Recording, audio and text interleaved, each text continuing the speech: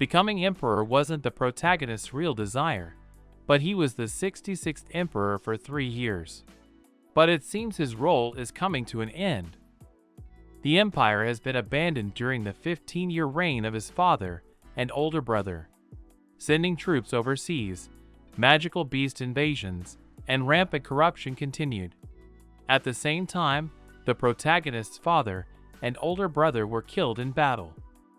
But before they died, they managed to give orders for Louis to become the next ruler.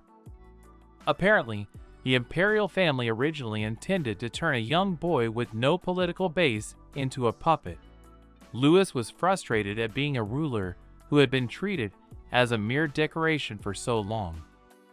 With his own heroes and magic, he had won many battles and increased the budget for the people and continued on the path for the emperor's involvement in politics. But now much had changed. People with weapons stood near the stone wall and demanded to kill the demon lord. The residents believed that the emperor was using their taxes to live his good life while they wallowed in poverty. The people raised their hands at the same time and demanded a new emperor. Louis could see people belittling him, but he couldn't tell if the nobles had spread these rumors. He knew he could no longer tolerate this state of affairs. But it didn't matter now, because after this, the people would be involved in politics, and the title of emperor would no longer be just an ornament.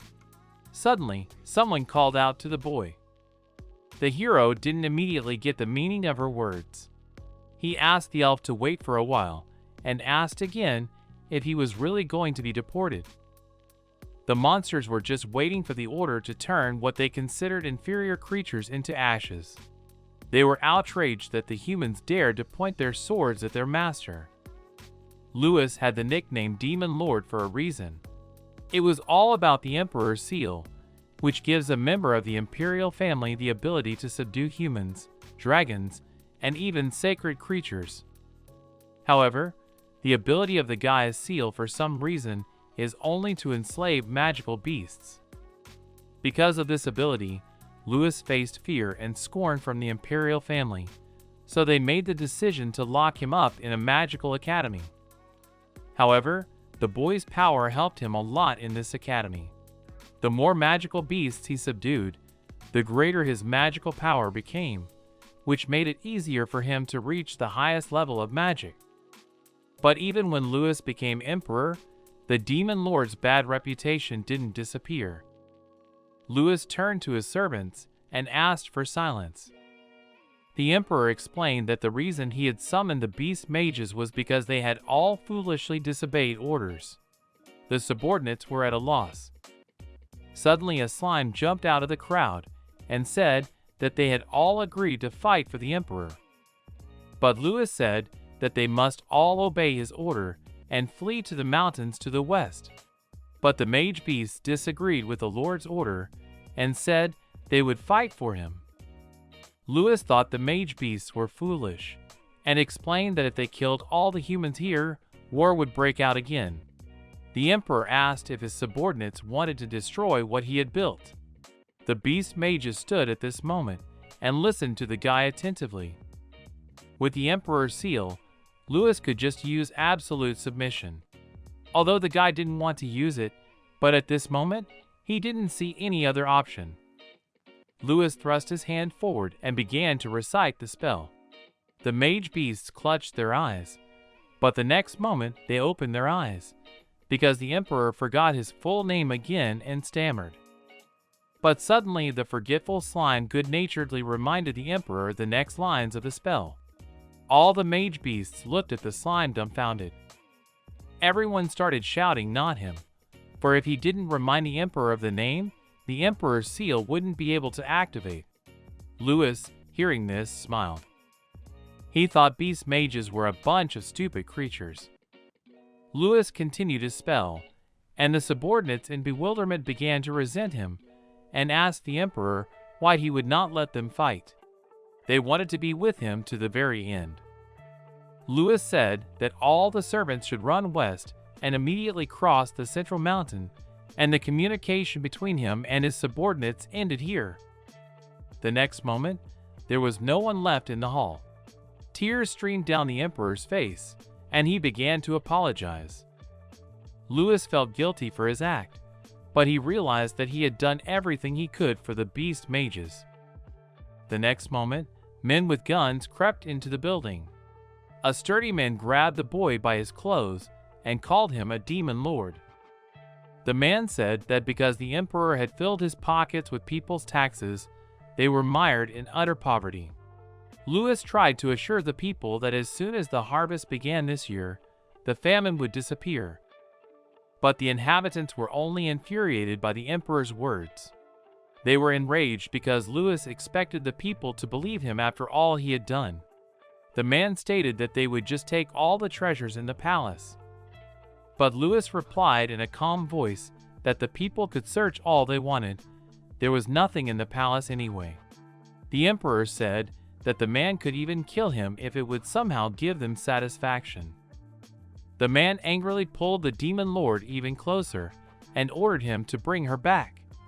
Louis didn't realize who he was talking about. The man explained that he was demanding that the emperor return his beloved, who had died 8 years ago. If the government hadn't sent men to war, she wouldn't have been killed by the mage beasts. 8 years ago, everything had been under the rule of the lad's older brother. Louis said tiredly that he really thought it was true that the emperors had failed to protect the people. But the man was maddened. He held the emperor responsible for the death of his beloved. Soon, the brothers arrived at the Adventurers Guild. In the next instant, the man pulled out a knife and stabbed him. The emperor's bloodied body lay on the ground. Looking back, Louis is willing to admit that his life was pretty boring. He was trapped in the Magic Academy like a bird in a cage. After being forced to become an emperor, he was forced to go to war time after time. But still, the guy really enjoyed learning magic. Images of his mage beasts emerged in his memories. Louis wondered if there was an afterlife, for perhaps it was there that he could finally be free. With these thoughts, he dealt the scarecrow considerable damage and disemboweled the straw body. Human speech was in a very different and incomprehensible language. Their eyes opened, and the first people they saw were a man and a woman. Little Louis, wrapped in a diaper, looked at the people in surprise. Was it really reincarnation? Now it was clear that Louis had been reborn. The boy never believed those priests who preached about it, but he could find no other explanation for what had happened. Louis was born into a peasant family, and his current name is the same as in his past life. It seems that having the same name is a mere coincidence, for it is said that Louis is a common village name. For the moment, that's all the boy has realized, for there are many more things that don't fit in his head. Louis has almost learned a language that is nothing like the language of his past empire or the surrounding kingdoms. The boy still didn't fully realize what kind of place he was in. His village is surrounded by mountains and fields. This area is only looked into by traders passing through. Looking for ancient writings about this village is also useless, as the people here do not know how to read such texts. Also, Louis constantly feels that something is wrong. Suddenly, a man came running and informed the people that the village headman had suddenly fainted. Everyone was shocked. The man was lying on a bed in his house, and people were crowded around him. Louis was also standing in the crowd. At some point, the boy decided to check the condition of the old man with the ability to diagnose the condition. But the results surprised him a lot, because according to the diagnostic results, the old man had a common cold. Louis was confused because none of the villagers had healed the old man with magic. But the boy decided that he could not turn a blind eye to this situation, so he asked for permission to help the village headman. Louis put his hand on the old man's chest and closed his eyes, and the next moment a faint glow appeared. Suddenly, the man felt better. The people crowded around the bed exclaimed in surprise. The boy finished his spell that should take away the fever and looked around. People looked at him with admiration and asked questions as to how he had managed to accomplish such a thing. The villagers clearly did not expect that Lewis could harness the power of a magician. Suddenly, the boy was overcome by a strange feeling that had haunted him ever since he had been reborn in the new place. As Lewis had guessed, the people in this village couldn't use magic. Come to think of it, the demon lord had never seen people use even the simplest magic in their lives. Perhaps it was because they couldn't read the ancient writings and didn't know how to use magic. The villagers looked admiringly at the boy, which clearly embarrassed him. From then on, Lewis began to use magic to treat patients. He taught his peers how to use the healing ability. Thanks to that occasion, the boy gradually began to regain his magical perception. The leader of the group held out a whole sack of money to the hero and said it was all the money they had. He figured it was just enough for his potion. But since his power had been reduced to a basic level, he needed to pay attention to the ways he could use it. Lewis realized that if his mage beasts were with him now, he would have no problem with magical power. The boy sighed disappointedly. Before they could speak, the rest of the adventurers noticed a whole crowd of ogres approaching them. Alec exclaimed that they smelled blood. That's why they came here. The hero used his statistics skill to analyze the monsters. Lewis was also very curious to know where he was now, and how much time had passed since his death. The demon lord looked up at the night sky studded with stars and wondered. The next morning, the headman heartily thanked the boy for once again helping with the healing. Lewis, taking advantage of the moment, decided to tell the old man one piece of news. The boy stated that he wanted to leave the village. This information surprised the old man. Lewis said that life in the village is peaceful and not so bad. Zink wanted to kill as many ogres as possible to get more experience points. He was not going to give in to these adventurers. In his past life, the demon lord could not leave the magic academy in peace. Even after he became emperor, he had no way to move freely around the world, but now the boy was free from those shackles. The headman listened attentively to the young man of his village. The old man informed him that the peasant cannot leave the village alone, so the boy has only two ways to leave. The first way is to become a soldier under the patronage of the Lord. This way, after Lewis leaves the village, he will be sent to serve in a city or castle. The second way is to pursue a career as an adventurer. The demon lord was interested in this proposal. The headman explained that adventurism is a job for the lord or kingdom, and people with such a profession have to fight mage beasts.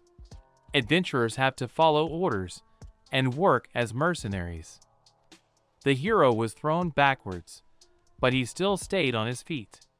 Jing thought that he had been too quick to fight him alone, and the enchantment didn't help him. The old man warned that these two professions were very challenging, but no sooner had he finished speaking than Lewis interrupted him, and said that he had decided to become an adventurer. The old man was silent for a moment, and then smiled. He said he would prepare all the applications for the boy.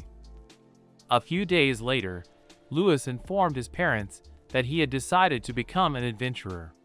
The boy's parents were shocked by such information. Since it is a dangerous job, they at first resisted his desire. Jink pressed down on the blade and was eventually able to cut off the monster's huge head. Soon after the maturation ceremony, several days passed. A huge crowd of people lined the street and chatted animatedly. Everyone came out to say goodbye to the future adventurer, so they wished him well and also reminded him that he could always go back to the village. Lewis cheerfully announced that he would make a lot of money so that the people of his village could have a good meal.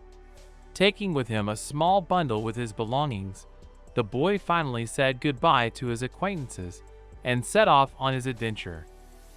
He had a long way to go, so the demon lord walked for a very long time along the path, stopping and looking at the vast landscape with mountains and forests. Lewis finally felt the long-awaited freedom, sincerely smiled. At this time, something woke up in a distant cave, sensing the approach of the demon lord.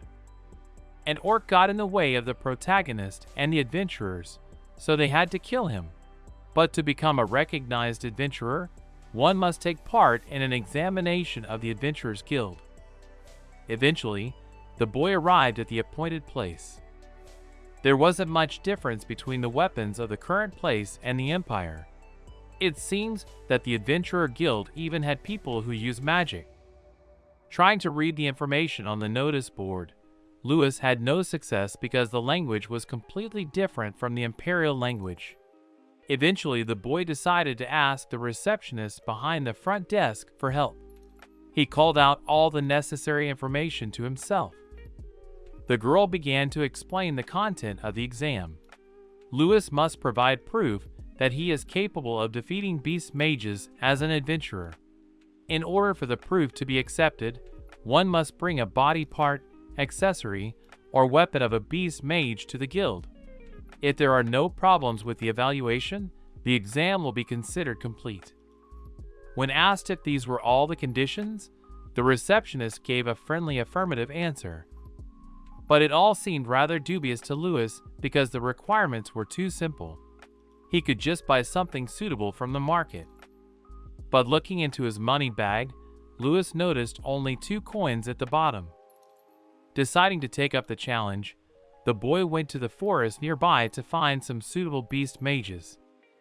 It was clear that the relationship between humans and magical beasts in the guy's new world was unchanged. The monsters looked down on humans and killed them easily, causing the inhabitants to retaliate by exterminating them at the first opportunity. Even Lewis had killed many mage beasts in his past life, but only when it was unavoidable. Some of them he considered harmless, and some he turned into servants.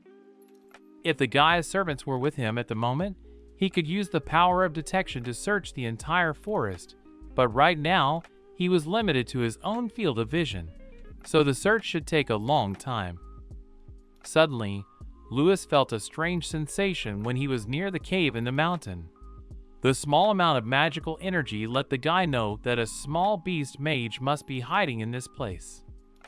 Stepping into the pitch darkness of the cave, Lewis used magic to light his way. After walking a few steps, he stopped. The mage beasts inside the cave bewilderedly inquired what the man wanted from them. It was a blue slime. The slimes trembled with fear, for they had set up a strong barrier to hide the entrance, and still the man had snuck in. Lewis remembered that he had used the power of detection. The boy noticed that the slime understood human language, which meant it could negotiate. Lewis raised his hands and stated that he had no intention of killing anyone. Instead, he would like to trade the dagger for what the slime keeps. But suddenly the guy froze in surprise. The realization of what was happening suddenly came to the guy. Lewis asked why the slime could speak the language of the Empire. This question made Slime angry, for the boy believed that mage beasts could not learn to speak the human language. Slime proudly declared that he was an obedient servant of the Emperor. The boy was very surprised by the Emperor's strange long name, but the next moment he noticed something strange. Lewis suddenly realized that in front of him was Slime run from his past life. The beast mage was very surprised how the boy knew that name. The boy confessed that he was the same Emperor Lewis. But the slimes did not believe the man. Lewis reminded the beast mage that he had just said the Emperor's full name. The boy wanted to repeat the name, but forgot it again. But Rune stated that the Emperor was gone, and all that was happening could not be. It was clear to the guy why Slime didn't believe him. Lewis decided to use memory magic and directly transmit his thoughts to the beast mage. As soon as the magic reached Slime's shell, he froze with surprise. In the next second, the beast mage was already jumping into the arms of his emperor in tears. The guy held out the card to the elf and asked her to drop her blood on it. The girl stabbed her fingers with a knife and did exactly as Zink said. After crossing the central mountain range, all the mage beasts started arguing and couldn't find any common ground. In the end, they all separated. As for Slime, he decided to avoid humans, so he stayed in the cave and befriended the other slimes. Without outside influences, a slime could be immortal. Therefore, without being threatened, the Emperor's servant was able to live for so long. Now it wasn't surprising to the guy that he didn't learn anything after reincarnation, because 1,000 years had already passed. Lewis realized that without him, Slym had had it pretty rough. The Beast Mage admitted that he had indeed suffered. But what was more important to Slime was not his own feelings, but the fact that the Emperor was looking for proof of the Mage Beast's murder. Having obtained the right item, Lewis could have returned to the guild and become an adventurer. But suddenly, the boy was called out by Rune. Lewis turned around. Slime earnestly asked the Emperor to grant permission for the Beast Mage to become his servant again. Lewis hesitated for a moment. He couldn't find the right words. He reminded himself that he had already abandoned the Beast Mage once, and he might have to do it again. Rune tearfully said that Lewis hadn't abandoned them at all. All demonic beings understood the Emperor's feelings. Rune realized that this farewell was for the good of the mage beasts. But when the Emperor appeared before him again, Slime decided that he wanted to be a servant again. Lewis didn't want to leave his mag beast, but something was still stopping him. The boy explained that he was now an ordinary man without the Emperor's seal. But suddenly, he noticed an unusual glow. The Emperor's seal suddenly appeared on the back of his palm. Lewis made the venture that he had inherited not only the memory of his past life, but also the power. Perhaps the boy was expected to atone for what he had done. Lewis once again asked the Beast Mage if he was really sure he wanted to be a servant. Rune agreed without reservation and asked permission to rededicate himself to the Emperor. Lewis agreed though. Using magic, the boy made Slime his demonic servant once again. Rune once again swore his allegiance to the Emperor. Lewis smiled and suggested that the Beast Mage support each other again, just like in the past. Having obtained the necessary evidence, Lewis planned to return to the guild. Rune expressed his desire to go with his lord, but the boy had doubts about it, because he would have to be extremely careful if he wanted to bring a Beast Mage into the city. But Rune declared that there was no need to worry about that.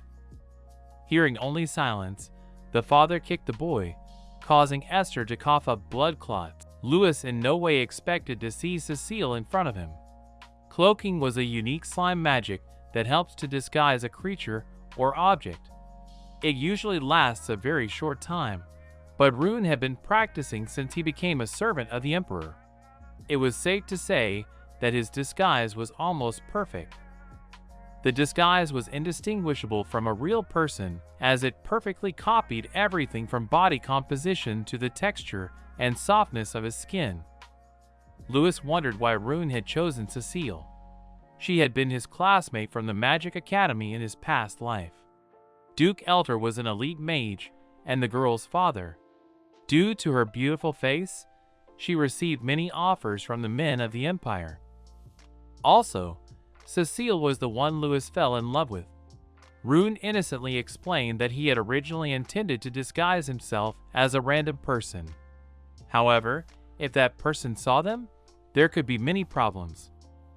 It wasn't that hard to impersonate someone who was no longer alive. But it was still a mystery to Lewis why Rune had chosen Cecile in the first place.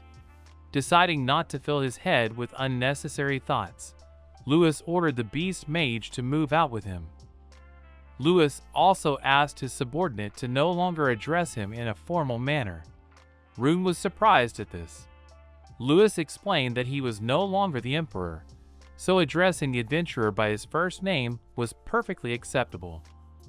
Rune was in agreement with the lad's suggestion, but the innovation still didn't come easily to him. Rune was interested in the reason Lewis became an adventurer. The lad explained that it was the only way to get out of the village and travel the world freely. It was something he had wanted to do for a very long time.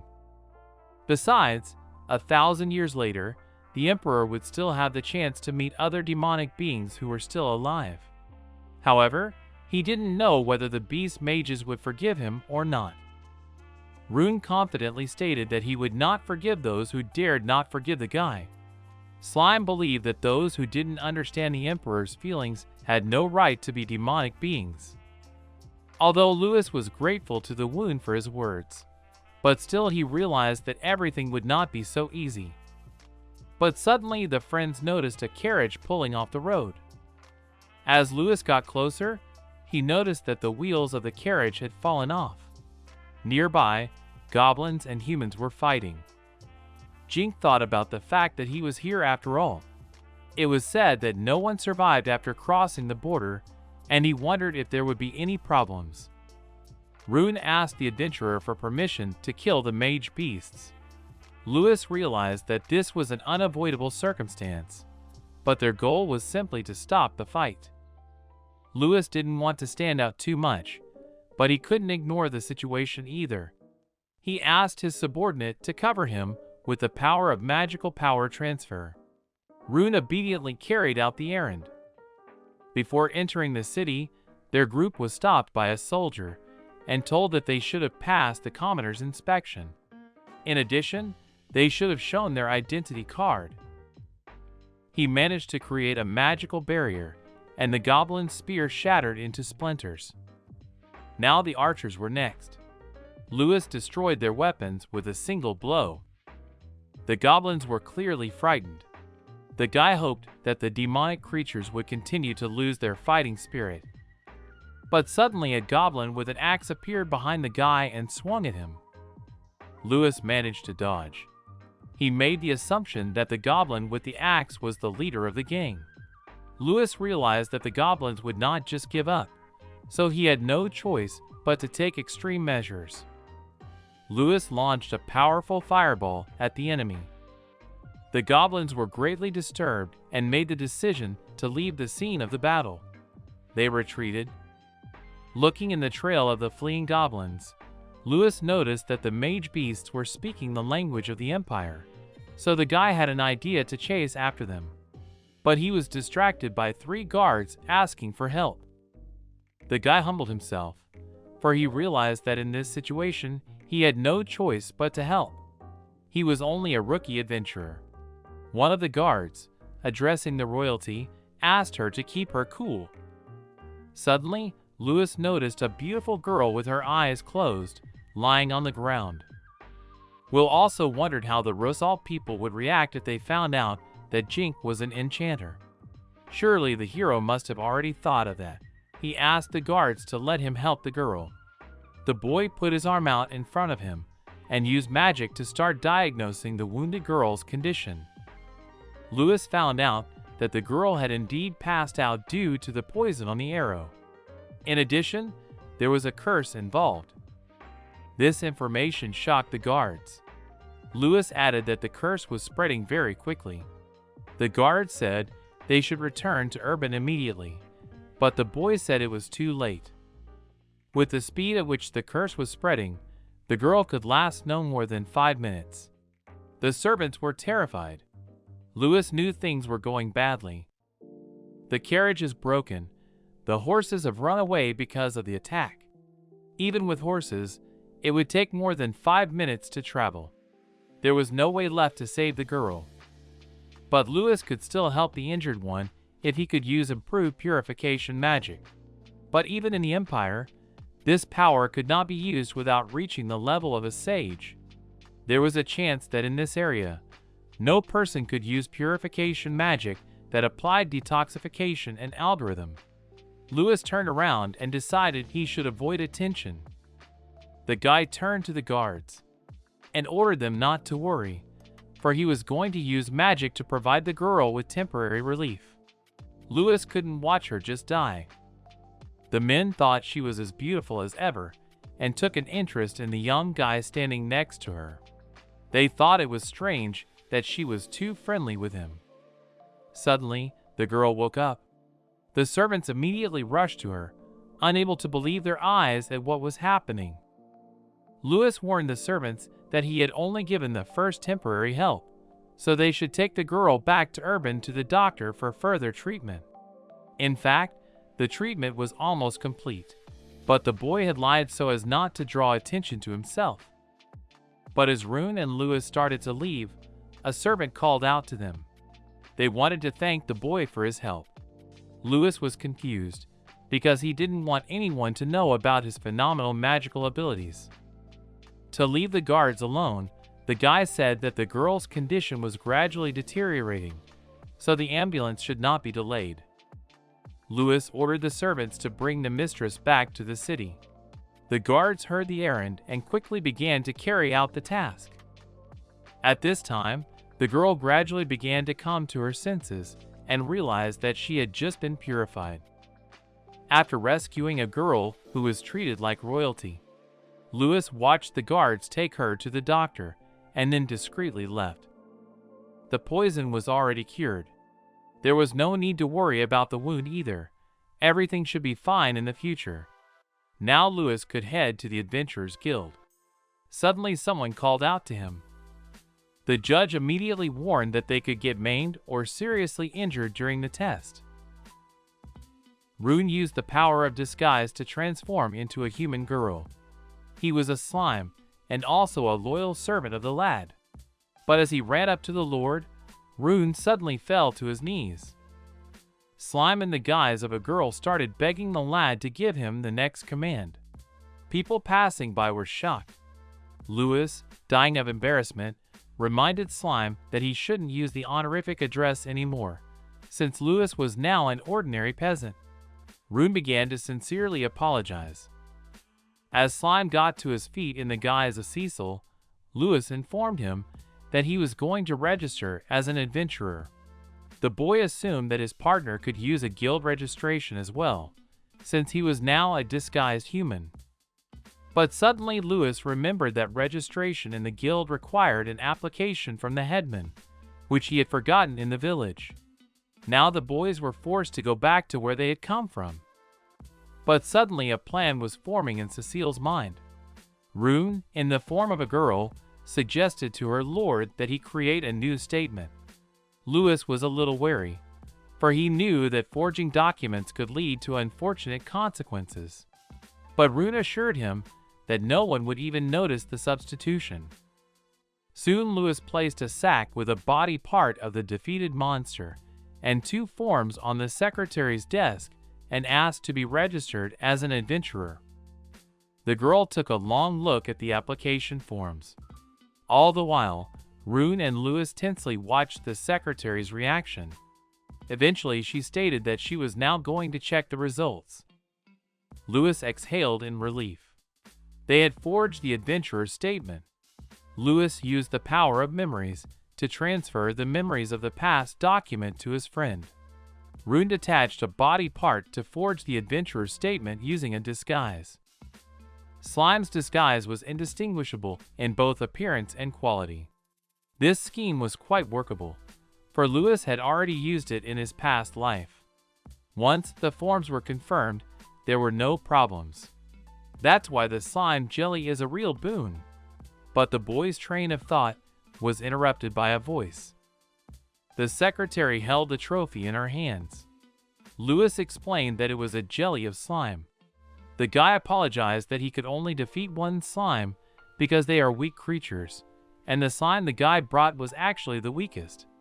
But it wasn't a bad trophy for a budding adventurer. The girl was a bit confused. This was the first time she had ever seen blue slime in person. She had no idea that such a trophy still existed. Lewis was confused. He hadn't realized that blue slime could be rare in the new age. The guy lied that he had headed deep into the forest in search of a weak mage beast, but he still experienced great difficulty in obtaining the trophy. The secretary looked at her friends with a serious face, who awkwardly smiled back at her. In the next second, the girl smiled and remarked that it must have been hard for her friends to find the artifact, but they did well. she held out 2 adventurer badges to them. The head calmly dodged his blow and paid attention to the movement of his opponent's legs. That afternoon, the friends were told about the adventurer's career. First of all, adventurers can use any guild, so this occupation is suitable for those who want to travel the continent like Lewis. In addition, these people can move freely in and out of the kingdom as long as they are adventurers. The hero knew that if he made a mistake even once, he would immediately take the initiative. If he gaped, he would get hit. Snow clearly knew how to enjoy this fight. Classes are very similar to ranks. If a person meets the criteria put forward by the guild, they can safely choose the warrior, hunter, mage, or any other class. Tomorrow, Lewis and Rune planned to take part in the aptitude test. After arriving home, Lewis collapsed on his bed. He was very tired, even though he hadn't made much progress. The guy hadn't fought in 15 years, so he had lost a bit of his skills. He planned to go to bed early, so that he could show all his abilities at the test tomorrow. But suddenly, he was called out.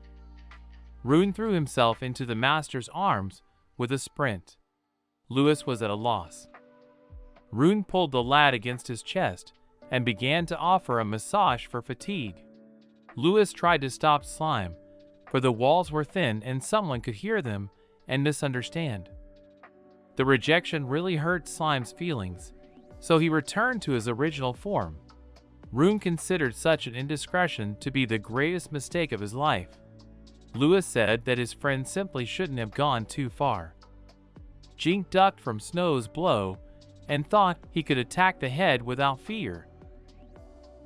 Lewis thought that for him it had only been 15 years since he had been reincarnated, but for SLYM, the reunion had not occurred until 1,000 years later. Lewis felt guilty for being overly rude to Slime. The boy walked over to the beast mage and petted him. He said it was fine as long as Rune understood. The lad's words about how he always wanted to see his subordinate again really touched the mage beast. He smiled happily. Will and Karen were delighted at the unexpected turn of events, but the rest of the adventurers were shocked at what they saw. Snow grabbed his side in surprise to cover the wound. The head fell to his knees and said he was giving up. In that case, Zinc Nonland is victorious. Also, Lewis realized that he needed to worry about himself as well. After reincarnation, the guy realized that it suddenly became difficult to control his magic power, which could easily be used in war. If there was a war going on, Lewis would put all his magical power to use high-level magic. Besides, it's hard to live without being noticed if your class is mage. Lewis avoided using high-level magic as much as possible. The boy asked Slime what class he was going to choose. Rune replied that as long as he used the power of disguise, his magic was limited, so the warrior class would suit him just fine. Lewis was going to buy his friend some armor and weapons to make it easier for him to fight. Even though it cost a lot of money, the boys could earn it by being adventurous. Rune noticed that the Lord looked happy. A concerned Will approached the guy and asked him to share his secret. At this point, Jink thought that this guy was pretty scary and tried not to make eye contact with Will.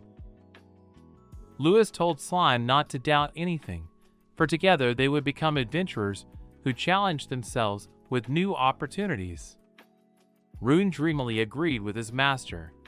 However, there were still many things Lewis should think about first. His immediate goal was to establish a base. By earning money as an adventurer, the lad would be able to expand the territory in the future, and then eventually meet his magical beasts. The next day, Rune and Lewis were on their way to test their abilities. Suddenly, someone called out to them. The hero told Snow that the guild leader was very strong, and if he didn't use enchantment, he wouldn't have been able to defeat him. Norm congratulated her friends on their registration as adventurers. Now it was time to start the ranking test. The girl suggested starting with a guy. Lewis informed Norm that he was proficient in magic, so he wanted to get into the mage class. Being cautious, the boy lied that he didn't possess great power. Lewis knew that there would be a big commotion if anyone found out that the rookie adventurer possessed high-level magic, so he made the decision to hold back and only use basic weak spells. Norm suggested starting with healing magic. The first task was to restore the girl's magical power with mana replenishment. Restoration magic was the most basic, so Lewis hoped that there would be no problems with it. The guy started to perform the spell, but there was no limit to the girl's surprise. She didn't expect that the newcomer could use silent magic. This meant that the guy could cast magic without casting spells. Lewis was confused and said that he was from the village, so he was not strong in terms. This explanation satisfied the girl. Norm explained that long ago, the wizards of the Empire could activate spells without words, but now everyone except the descendants of the Imperials had to say at least the name of the spell. Norm made an assumption that Lewis was an Imperial descendant, because in the Empire wizards didn't need to say words when using spells. The girl stated that the boy's talent for magic was excellent. Lewis was a little confused, for the magic in the new place was also different. The hero tried to pull off the same attack and used the water ball on his opponent again. Lewis didn't want to be seen as special even more, so he decided to take a different route. The boy asked for permission to attack with a fireball, to which he received a positive response. Lewis assumed that such a spell wouldn't surprise anyone, and he just needed to contain the force. The boy put his arm forward, preparing to demonstrate his abilities. Lewis hit the target with a fireball and looked at Norm in anticipation. Drops of sweat dripped down his face with excitement.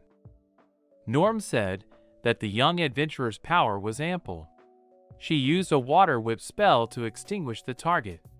The girl reported that she realized what the boy was capable of. But suddenly, Norm noticed that the flames didn't disappear. The girl was shocked. She repeated her spell once more, but the target was still burning. Lewis realized that things were bad, because his orb was modified for combat, and it could not be extinguished by simple magic. Norm was trying her best to put out the flames. The girl ordered the boys to call the other wizards. Lewis realized that other wizards would definitely not help in this case. Norm was an examiner, and therefore already capable of much.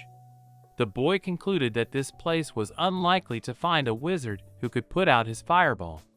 In that case, Lewis decided to act on his own. Norm tried to reassure herself by saying that such a fire could really be put out, so she diligently used her magic from time to time. The boy simultaneously with the girl's spell released his water whip, able to extinguish his own fireball. Lewis managed to make the magic invisible, and his spell along with the girl's spell hit the target. The flames died down. The exhausted Norm had finally achieved her goal. Lewis apologized to the girl, but she replied that it was okay.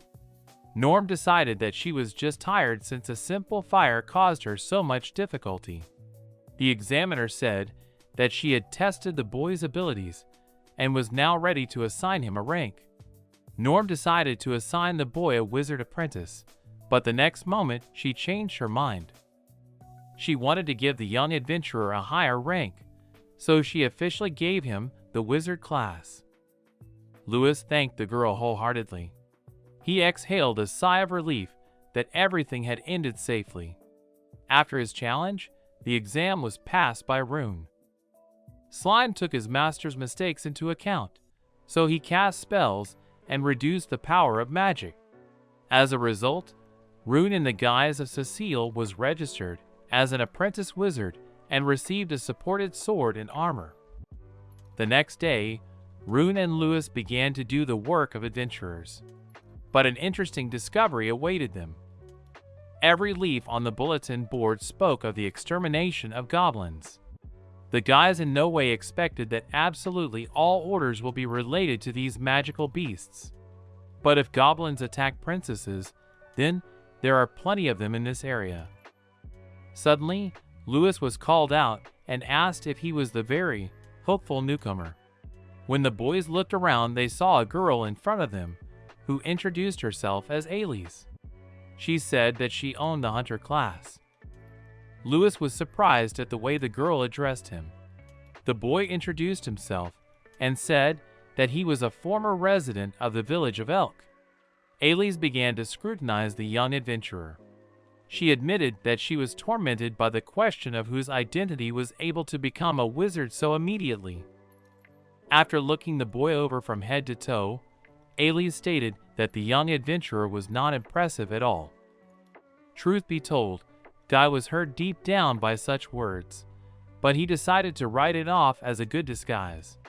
Lewis decided to ask his new acquaintance about the message board, which only posted requests for goblin extermination, so he asked if there was a goblin lair nearby. The Count said he could introduce him to some adventurer's party. When he traveled towards the capital, he would pass through the territory of aristocrats he knew. Then he could stop at his mansion in the Colt and could introduce himself on behalf of Count Brando. Lewis realized that because of the goblins' desire to exterminate human cities, the demand for killing these mag beasts has increased significantly. Elise said that if the local lord gave better rewards, these tasks would be completed much faster by the adventurers. Because of the unattractive rewards, the desire to slay goblins does not arise among adventurers, because one dale is equal to one mug of ale. For one goblin, they give one dale, and fighting a whole crowd is not easy, so it is considered unprofitable work. But still, Lewis realized that he and Rune were novice adventurers, so they didn't have the option to choose. Besides, the guy was worried that the goblin spoke the Imperial language. Lewis hoped he wasn't his mage beast from the past. But that had to be checked, so Lewis tore down the announcement and told his friend that their first assignment would be to exterminate the goblins. At last, the entrance exams for the magic department of the State Kingdom High School had begun. Happy Jink picked up his test sheet and studied it. Rune, in the guise of Cecile, was walking down the path and humming a song. Turning to the boy, Rune asked if his new armor suited him. Sky was in a good mood, so he was glowing with happiness. Lewis noticed, but Slime was wearing ordinary steel armor bought from the army, so he advised his buddy not to rely on it too much. But even in the most worn and simple armor, Cecil looked like a noble knight.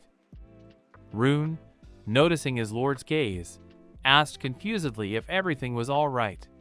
Lewis looked away embarrassed and tried to stop the flow of unnecessary thoughts. Cecile's appearance was confusing the boy. Lewis tried to change the subject and asked if Slime knew anything about a goblin who spoke Imperial. Rune hesitated and said that in the past, goblins speaking the Imperial tongue were not uncommon. He hypothesized that that mage beast was simply a descendant of past goblins. Lewis agreed with Slime's assumption and thought that there were goblins among his servants too. He hoped to meet a goblin who knew the Imperial language, so that he could negotiate a peaceful exit of the mage beast from the land. Lewis knew that this would be quite difficult to accomplish, since humans were just food to the goblins, so it might be necessary to drive the mage beasts out using force. Suddenly Lewis sensed that the goblins were nearby and alerted his assistant. The mage beasts looked around. The old man Pinom asked the lad to demonstrate his skills to them, and Jink agreed. Lewis realized that their armament was simple, so the goblins considered them as future victims. The lad motioned for the mage beasts to stop and called their ringleader to negotiate, but the goblin had already swung his spear at the adventurer. Lewis realized that there was no way to negotiate, because the goblins underestimated them too much. But in the next second, Rune stood up for his lord and repelled the goblin's attack, breaking his spear. The next blow struck the mage beast itself. This made the goblins very angry, so they rushed to attack Rune. Lewis also joined the fight and used the Thunder Spear spell. Even though the guy held back his power, he still killed the beast mage. In real combat, things weren't as easy as they actually seemed. Lewis repeated his attempt to bring the goblins to peace talks. They also learned that he had a large vault. A cold king named Rammel became aware of this, but before he could even move from his seat, Rune was already cutting him with his sword the next moment. With fury in his gaze, he ordered the goblins not to shout at his master. Lewis looked at what was happening and thought about the fact that time was passing and the goblins were still the same ones for whom humans were just food. He realized that negotiations should only be done with a leader, or at least a commander. After making sure Rune was unharmed, Lewis praised him for a job well done. Slime, in the guise of a girl, was very happy to hear the praise from the Lord. The boy was a little confused, because he could not realize that it was a slime in front of him and not the real Cecile. But suddenly Lewis and Rune noticed a rustling behind them. The goblin was still alive. He was asking for forgiveness from Mr. Beats. Lewis and Rune simultaneously repeated the Lord's name in surprise. Soon, the boys arrived at the Adventurers Guild. They laid out all their battle trophies for today. The king got to his feet and said it was easy to recognize. In the Rosalt, he must have been banished without knowing that he was an enchanter. In that case, the king asked for his place to be prepared. Lewis asked the secretary to count the ears and give them their reward. The boy was a little upset, for they had killed about 50 goblins today, but they had gotten no new information except the name. The young adventurer assumed that Mr. Beats was the head of the goblins. Beats was his subordinate in his past life. This oddball goblin served as a guide to reach the top in magic. Logically, he should have died long ago, because goblins don't live longer than humans.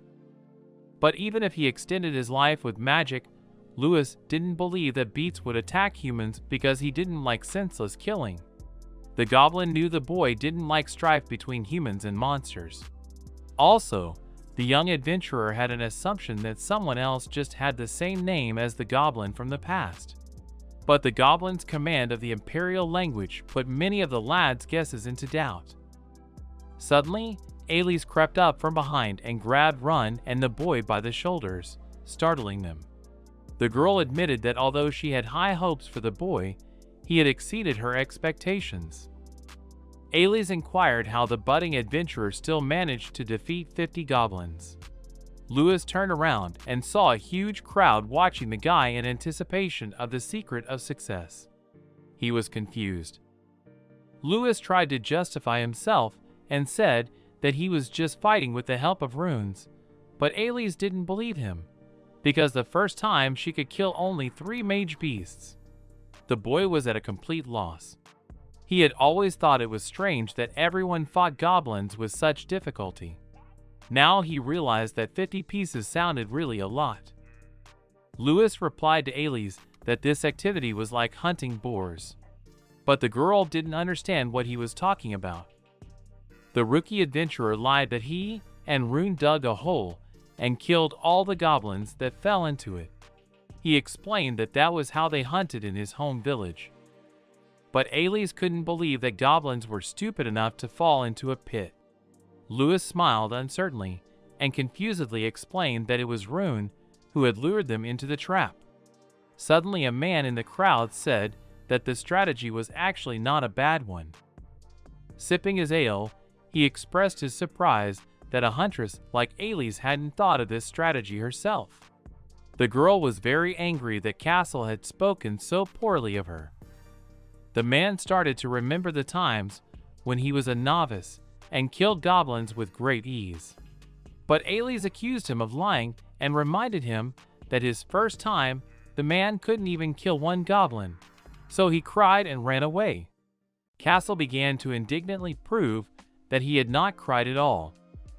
Lewis, observing the quarrel between the man and the woman, concluded that they were good friends. As a result, Ailey suggested that the man stop quarreling and celebrate the first success of the new adventurers. The men had a lavish feast with delicious food. The adventurers sat around the table and released conversations while drinking ale. Lewis was very excited because he didn't have enough money for such a feast. But Ailey advised him not to think about it. She explained that such first feasts were paid for by the older adventurers, so the lad could order whatever he wanted. But Lewis was still modest and couldn't relax. Suddenly, someone grabbed Rune's chest. It was Ailey's. She said that the boys were still growing organisms, so they needed to eat well to grow. Lewis was very confused by the girl's behavior. The guy was also surprised that Rune didn't even resist. Ailey handed the novice adventurer an oven-baked pig's leg and congratulated him on entering the adventurer's world. This was the first time that Lewis could quite freely choose what he wanted to eat. After all, when he was an emperor, food was constantly brought to him. People enjoyed the food, drank ale, and had fun conversations about their adventurer life. Rune awkwardly asked why there was no knife and fork on the tables, but he was told that no one needed cutlery, as you could eat with your hands. Lewis took a baked leg in his hands and tasted it. It was really tasty. The boy had eaten all he wanted that day. He laughed a lot, so the food tasted much better in good company. But towards the end, while everyone was still eating and drinking, Lewis and Rune decided to leave the event and go home. That evening, the boy really had had enough to eat. After Lewis and Rune completed their first mission and officially became adventurers, they joined Ailey and Castle in a battle with goblins. The boys worked well and composedly as a team, helping each other out. Castle successfully dealt with a goblin, but didn't notice another beast mage sneaking up behind him. Lewis shouted to his buddy, warning him of the danger from behind. But the goblin had already managed to swing his spear and was in the process of striking. Still, the lad came to the lad's aid. Norn released a fireball and hit the enemy aptly. The girl exhaled in satisfaction. Lewis fought the goblins not for the reward, but for the test of his fitness. He came to this battle to see Norn's magic. After all, the girl has the highest rank of adventurer, which means the guy will be able to understand more about the new era by observing his buddy's magic. The budding adventurer had already managed to conclude that the magic level of his new era had significantly decreased. None of the 3 top-ranked adventurers can use the power of detection. Norn can't use mid-level magic, let alone high-level magic. A single medium-level spell could easily destroy 5 goblins. That said, Norn was quite entertaining and charming, and could use a wide range of spells, so Lewis concluded that the girl certainly had potential. But suddenly the boy noticed Ailey's strange behavior. Lewis didn't understand what the girl meant when she was thinking out loud. Ailey asked the budding adventurer if he would continue to just keep looking at the Norn the same way. Lewis replied that he just thought the girl was cool and nothing more. But Ailey didn't believe him and suggested that it was because of Norn that the guy became a mage. She decided to step in and help her buddy. Ailey stated that she and Castle had to leave on business, so Norn and Lewis should return to the guild alone. The boy and girl looked awkwardly at their departing mate. Ailey had warned the novice adventurer before that she was going to leave him alone with Norn so that he could observe her and learn as much about her as possible. Lewis thought that there had probably been some misunderstanding between him and Ailey. The boy looked awkwardly at Norn and offered to continue on toward the guild. Lewis realized that he had a good opportunity to ask the girl about everything, but he didn't know how he should start the conversation. He tried to find words. Suddenly, the boys came upon a statue in their path. It was a rider on a horse. The boy asked if the girl knew whose statue it was. Norn replied that it was a monument to an emperor whose name was Lewis. The girl said that in the future the budding adventurer might become like his namesake. Lewis concluded that his name was quite popular since he shared it with a famous personality. The boy inquired about the identity of the writer, to which he received the reply that it was the last emperor. Norn called out the full long name of the historical figure. Blog waved his hand defiantly at the guy and said that he would like to hire him, use his rank S to the best of his ability. The adventurer assumed that it was just a coincidence, but after Norn reported that the emperor was the 66th person, there could be no doubt. The girl told him that according to legend, the emperor possessed all kinds of magic. He won every battle and put an end to unclean forces. Lewis went to war to save the people suffering from it. That's why the guy acquired the title of Holy Emperor. But Lewis realized that this legend was greatly embellished. The guy took another look at the writer. Staring right at him was his copy from his past life. Norn said that it was because of the emperor's merits that a statue was erected to him as a sign of respect. Also, the person who erected the monument was considered to be the emperor's assassin. But Lewis couldn't believe his ears. Norn explained that the man despised the emperor and wanted revenge for the Lord's failure to protect his family. However, it wasn't until after the death of the royalty that people began to realize the true nature of the emperor's policies. He, as a leader, dedicated his life to the empire, so for 500 years, until the fall of the empire, people erected a statue to pay their respects. Lewis was convinced that his actions were justified after all. He did not understand whether a period of veneration half a millennium long was a long time. Norn reported that after the fall of the empire, the world was completely destroyed. Jink looked at the girl modestly and admitted that he didn't have a formal suit, and he couldn't buy one since he was saving for other things. It turns out that the world was filled with disasters after the fall of the empire. Monster attacks, human conflict, corruption. People prayed for the return of the Holy Emperor. His statue is a symbol of that hard time for the people.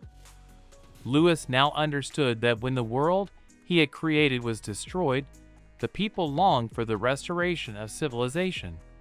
Unexpectedly, Norn said that she would like the return of the Emperor, who would cleanse the world of evil. But the guy experienced firsthand that his resurrection did not help him become emperor. Soon, having finished all his business, Lewis returned home. His loyal slimes were already waiting for him on the doorstep. With their combined income, the boys had rented a room in a hotel for an extended period of time, and had recruited a few more slimes from the past cave.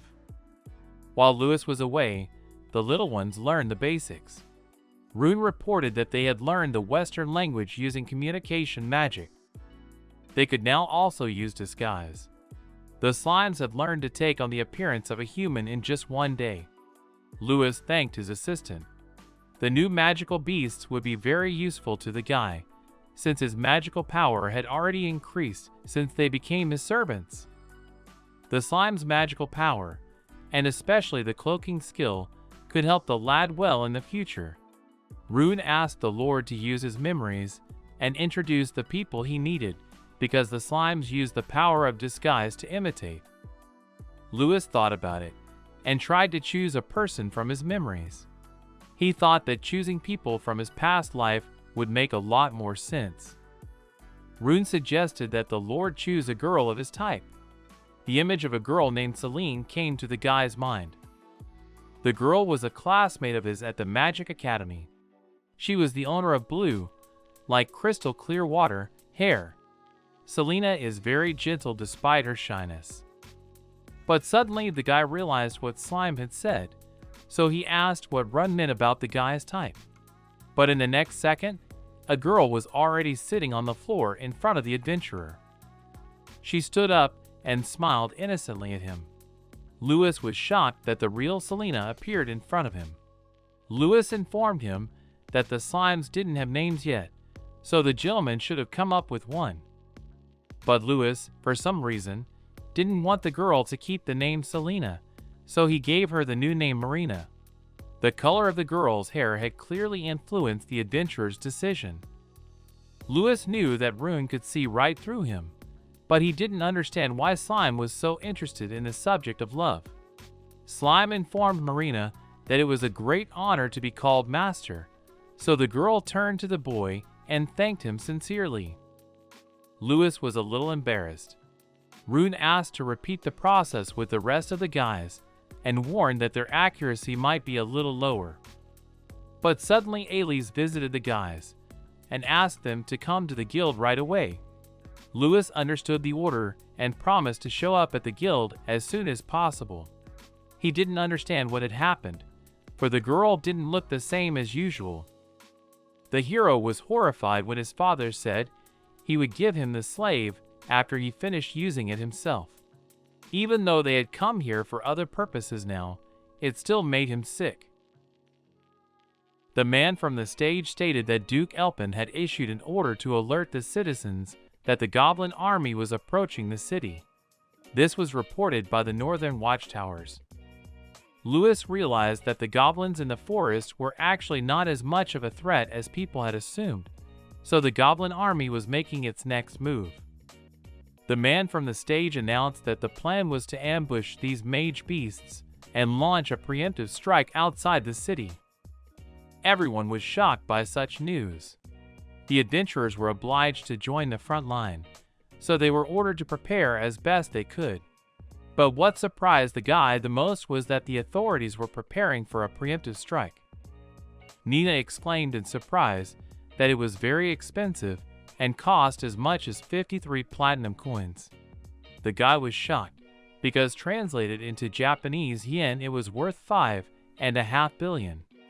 To carry out the ambush, preparations were planned for a preemptive strike outside the city, and the adventurers would be responsible for the defense of the wall.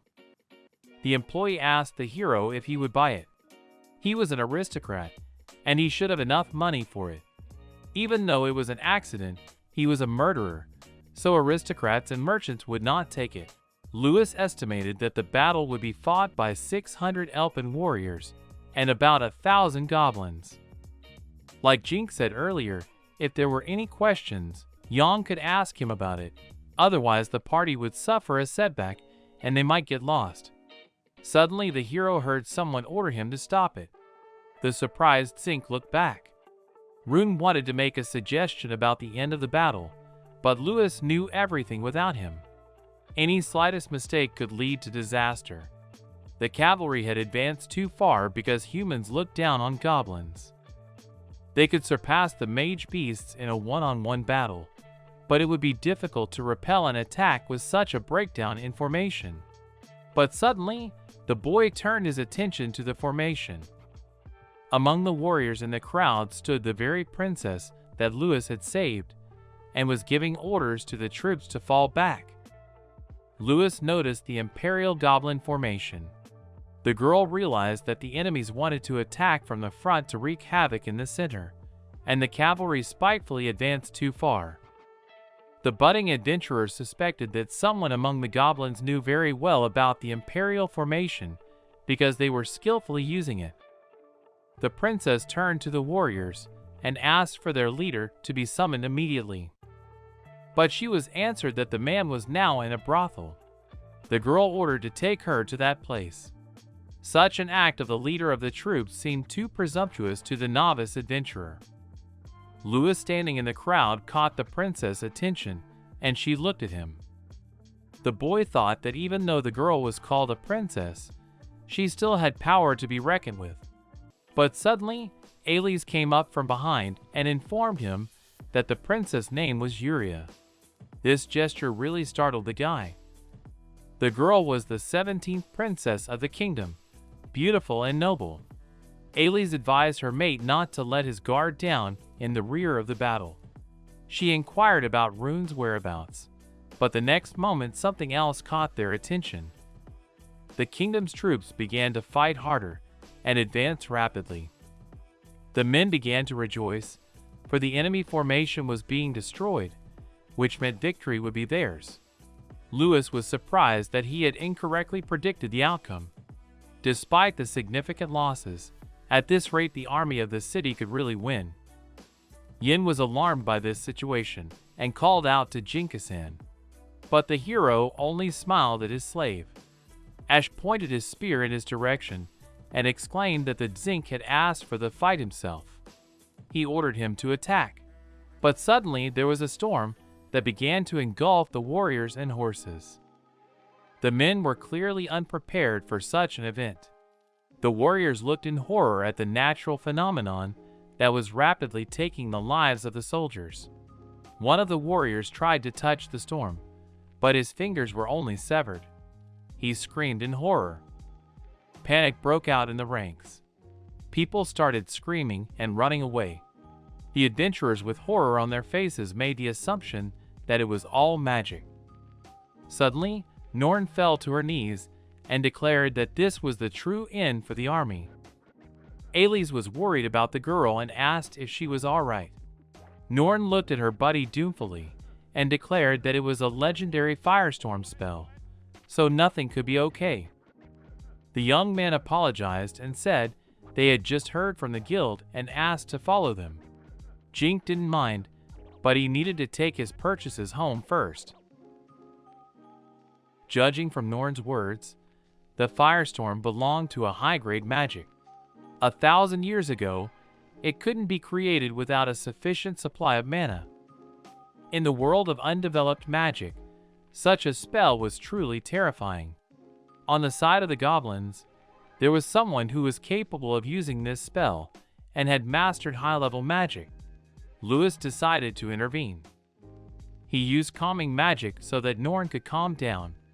The girl fell on top of Ailey. Lewis understood that the other adventurers should not be allowed to feel anxious, so the girl needed some sleep. Lewis needed the rest of the slimes, so Rune was tasked with calling the rest of the Lord's subordinates. The lad declared that they would fight. The defeated soldiers lay on the ground, agonizing in pain, while the goblins kept advancing. But suddenly a stone flew past the goblin and fell right in front of the warrior. At this time, footprints began to appear on the ground in a strange way. This was the new plan of the budding adventurer. The front line of the army had fallen, so there was no way to save everyone. The only option left was to attack the goblin base while distracting the enemy. There are two spells that allow you to conceal yourself. The power of concealment hides sounds and magic, and invisibility hides presence. The former consumes a large amount of mana, making it difficult to use at the same time as invisibility. But Lewis found a way around this, so he made slimes his robe. With such equipment, they could reach the enemy base, but the mana reserve was gradually depleting. The guy had no doubt that everything was controlled by Beats, a goblin who had mastered high-level magic. If this was really the case, Lewis wanted to convince the beast mage to stop the offensive, for the goblin was one of those who could not wish for war. After reaching the enemy base, Lewis pulled off his robe and showed his identity to the goblins. They looked surprised at the man who had mysteriously entered their base. Lewis noticed that the goblin leader was wearing the same robe he had given his servant many hundreds of years ago. Jan felt that his mother-in-law had spoiled him too, and he needed to be looked after, but he was still his brother and was very dear to him. Lewis told the goblin his name and reminded him that the beast mage had once served him. The guy wondered if Beats still remembered him. But the goblin only responded neutrally, and the next second his army started attacking the guy. Lewis was sure that Beats wouldn't be able to believe his words so easily. The guy decided to use the power of magic, and the next moment there was a roll of thunder in the sky. The lightning struck the goblins with a powerful blow, and they flew off in different directions. Everyone looked in horror at the stranger who had snuck into their base. Lewis had used a high-level lightning spell. He hoped it was still relevant in this era. Beats couldn't believe his eyes, so the guy's identity raised a lot of questions for him. The young adventurer realized from the expression on the goblin leader's face that they didn't know such magic. Lewis concluded that the leader in front of him was not Beats at all. These words made the goblin angry, so he took off his robe and shouted that he was the true Bates the 18th. The goblin asked which emperor was being talked about, because the words that Beats served some man really hurt the ego of the beast mage. Now Lewis understood everything. The goblins are the descendants of that mage beast who served the emperor. They inherit the name as a title. That explained why goblins could speak the imperial language. Beats looked at the emperor's seal on the boy's hand and asked if he had learned firestorm magic thanks to his ancestors, for he could no longer find any explanation for it. Lewis plunged into his memories and thought of the moment when Beats from the past had come to him with a desire to learn medieval magic and watch the emperor's research. At that time, the goblin's magic level was average, but the beast mage was very ambitious. Lewis advised his subordinate to practice more to gain more experience in the future. But Beats wasn't sure if he would ever be able to use high-level magic even if he spent his whole life practicing it. But the goblin realized that his experience would still come in handy someday, and even goblins with low-level magic power would be able to use high-level magic. Beats thought that it was almost impossible to achieve unless one spent thousands of years. Possessing high-level magic was his true dream. And so Lewis stood in front of the descendant of that goblin and laughed. Everyone looked at the guy strangely, not understanding what made him laugh. Lewis said because Beats said that, even without the guy's help, his dream would come true. The emperor always told the goblin that he would be able to make the dream come true. Beats didn't understand why the Lord had such confidence in him. But the young adventurer's memories were interrupted by a furious shout from the goblin leader. He was very angry from the fact that Lewis was laughing. The beast mage informed him that mere magic was not enough to scare his army, for he still had a trump card up his sleeve. Lewis stated to the goblin that he was in a good mood right now, so he wanted to propose a deal. The beast mage looked at the guy interestedly. The adventurer told the goblin to become his servant. Beats didn't expect such a brazen statement. Lewis asked the ringleader to stop the war and serve him. Guy added that if Beats is still remorseful and seeking redemption, he can teach the beast mage magic and pass on his knowledge to him.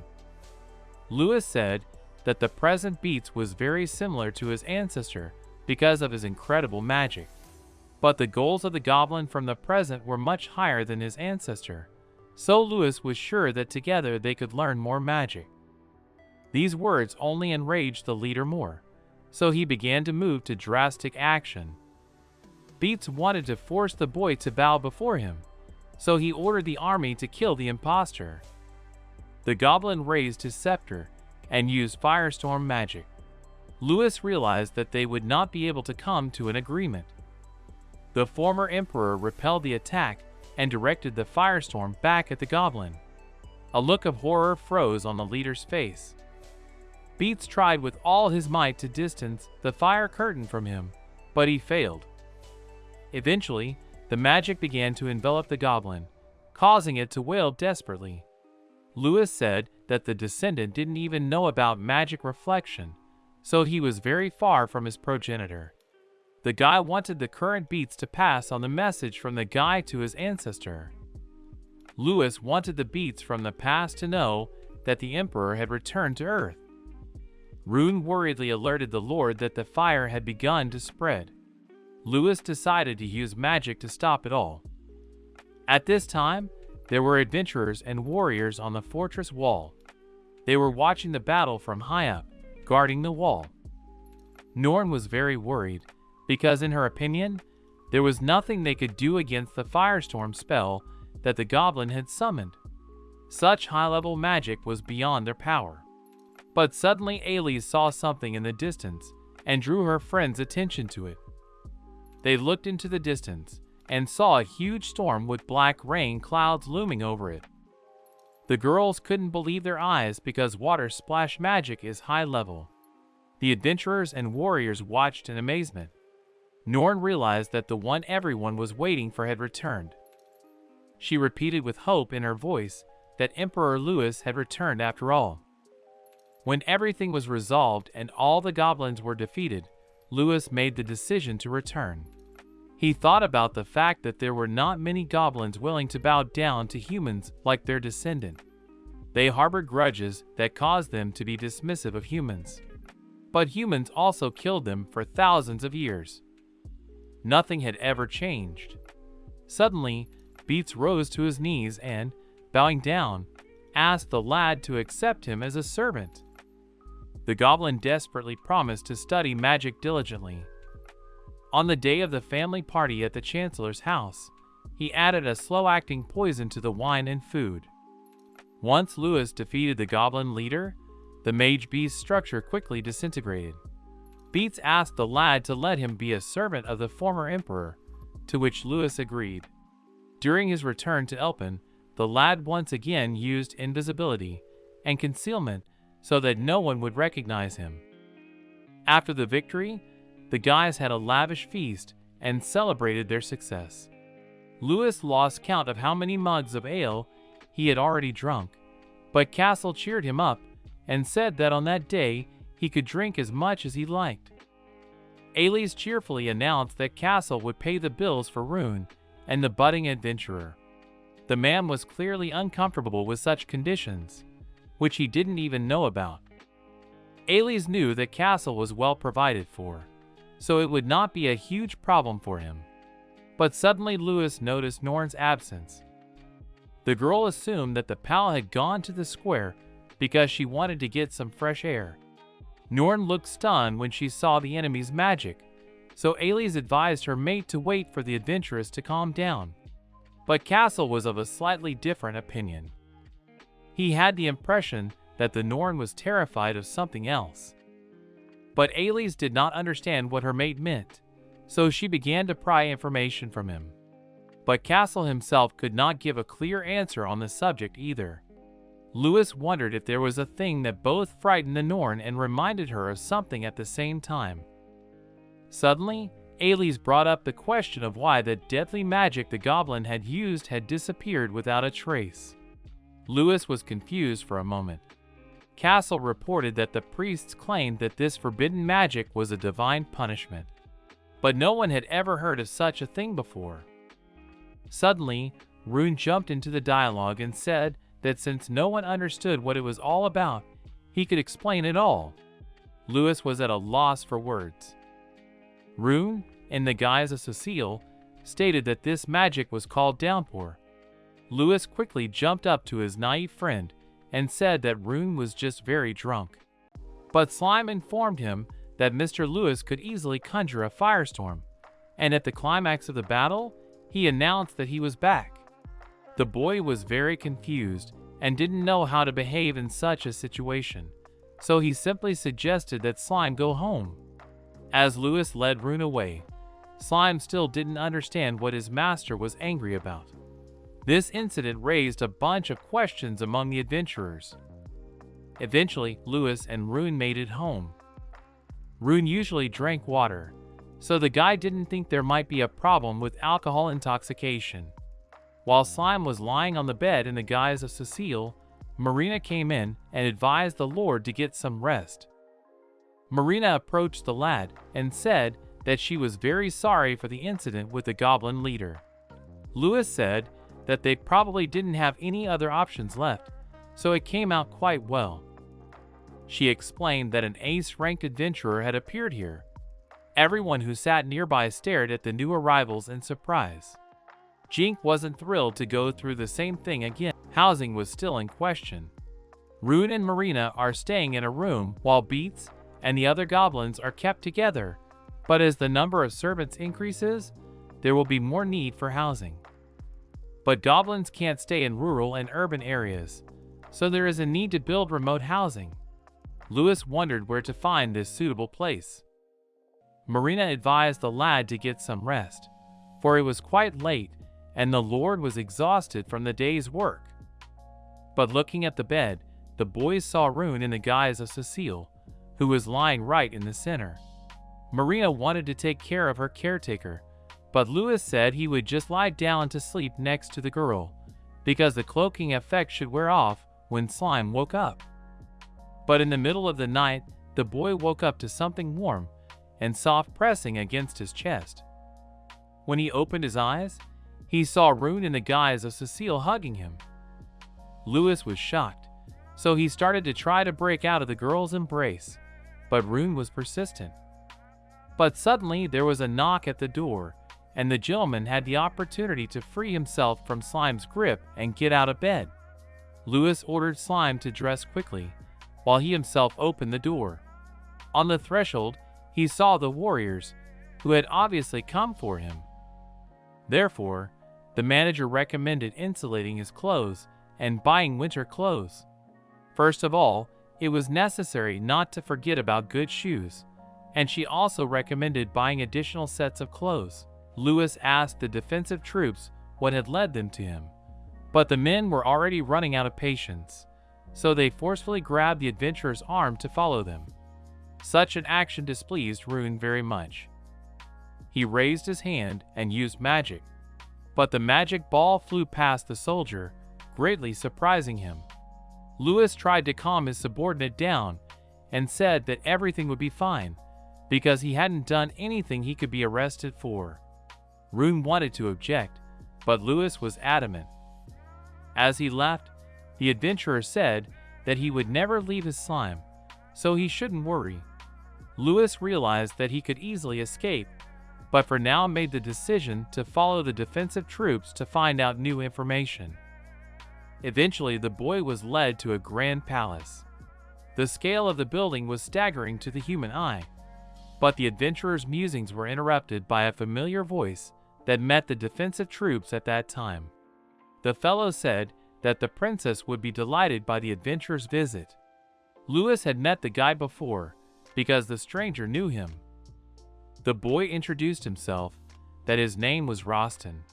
He said that they had to work hard to find the adventurer, for last time he had left without revealing his name. Louis recognized the fellow as the attendant of the princess they had rescued from a goblin attack. Rostin apologized for the inconvenience, although the princess had asked politely to invite the adventurer, but the kingdom was short of men at the moment, so they had to ask the lord's soldiers to run the errand. Opening the door to the castle, Rostin greeted the princess from the threshold and informed her of the new visit. Entering the building, Louis saw the same beautiful princess in a luxurious dress that he had rescued then in the meadow. Louis scrutinized the girl. He had seen her on the castle wall and had already realized at that moment how magnificent she was. The other princesses and noble ladies of the empire could not compare to her in beauty. Louis put his hand over his heart and bowed to the princess in greeting. The girl asked the lad how he managed to heal her last time. As one might expect, the princess had summoned the adventurer because of that incident. It wasn't just an act of nobility, but the lad didn't realize what he should answer. The princess must have extensive knowledge of magic, so she would be able to recognize a lie. Louis thought that he could change her memories, but the very next moment he decided that it was better to just outsmart the girl. The hero ordered her to move, and then she would quickly get used to it.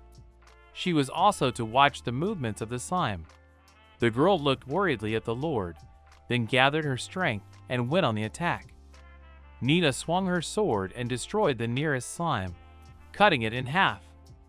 Princess Yuria explained that as soon as she took out the arrow, she immediately used antidote and dispel magic, but it was all ineffective. Soon she began to lose consciousness. It was clear that something else was required to neutralize this strong poison. Using purification magic did work. Yuria assumed it was high-level magic. Louis looked at the girl confusedly and noted in his mind that not lying about the spell had been a good decision. The boy pretended that he didn't know what high-level magic he was talking about, since he had inherited the power. Still, Louis realized that his backstory was rather unfortunate, but there was still hope that Yuria wouldn't look for gaps in it. The princess said she had summoned the adventurer to express her gratitude for his timely arrival. The girl also asked who had taught the boy this magic, and if there was anyone else capable of using it. Louis realized that he now had other problems to deal with. Suddenly, Yuria decided that she had to come to the adventurer's home village herself, so she gave orders for Rostin to prepare a carriage. Louis realized that things were not good. Such a visit of the princess would throw the villagers into confusion, so it was urgent to come up with a plan to prevent such an outcome. Louis declared that no one from his village knew about his magic. This raised a large number of questions from the princess. The guy lied that he secretly entered the forbidden territory of the settlement, and he learned about the spell from one grimoire. But Yuria immediately wanted to go to that place and read the grimoire herself. Louis claimed that he had left it at home and burned it. This made the princess furious. The girl was too naive, so she easily believed every word of the adventurer. Eventually, Yuria asked the guy to teach her purification magic.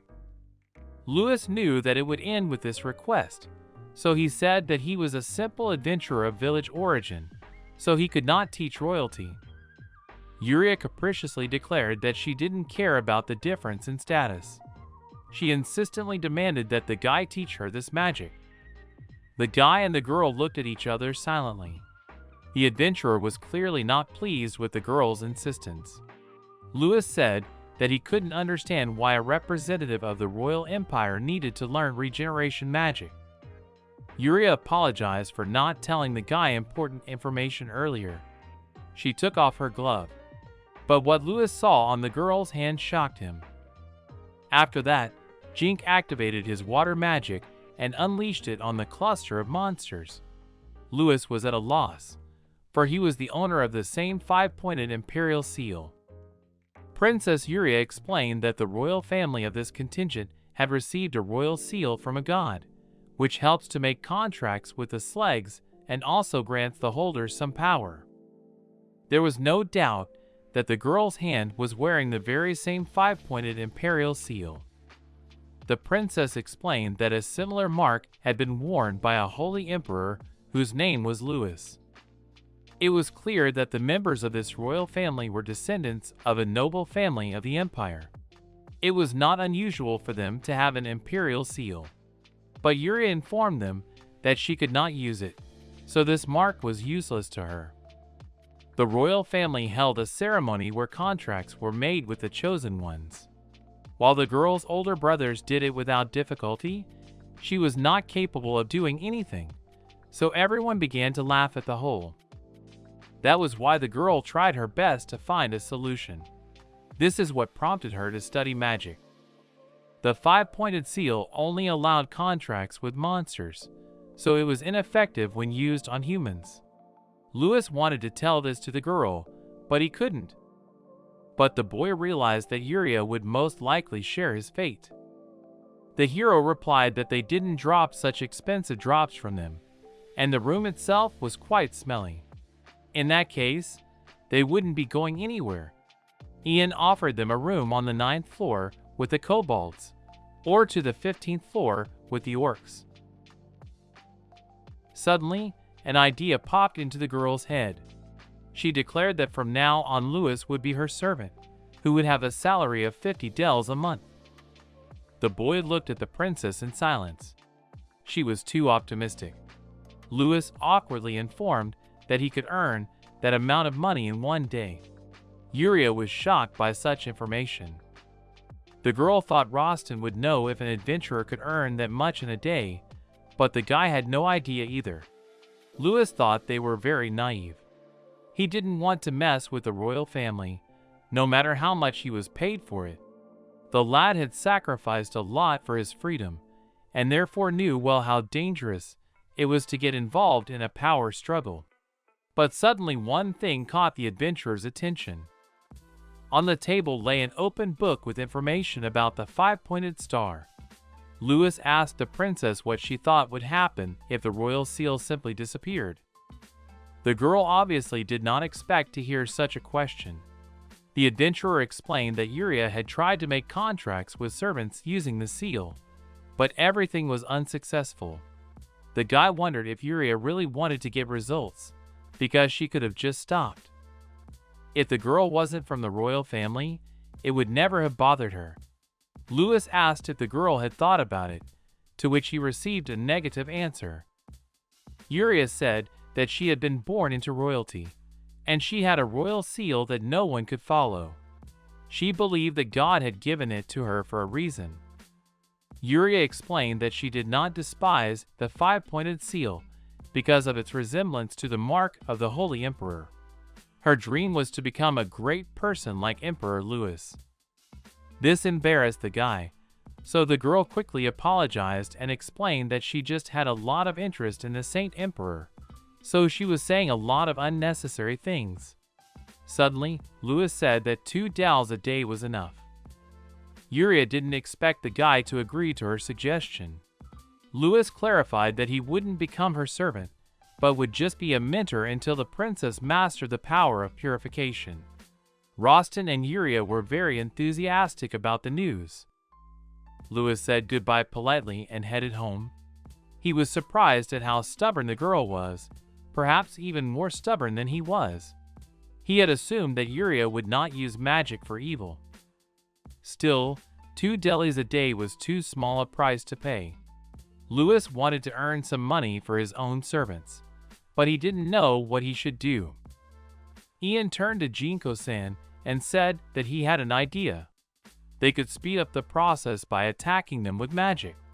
Nina couldn't even use normal magic, but if Jinx-san enchanted things for her, it was quite possible. But Rune said she wasn't ready for that yet, so she would only interfere with the Lord's work. She would be more trouble from her than help.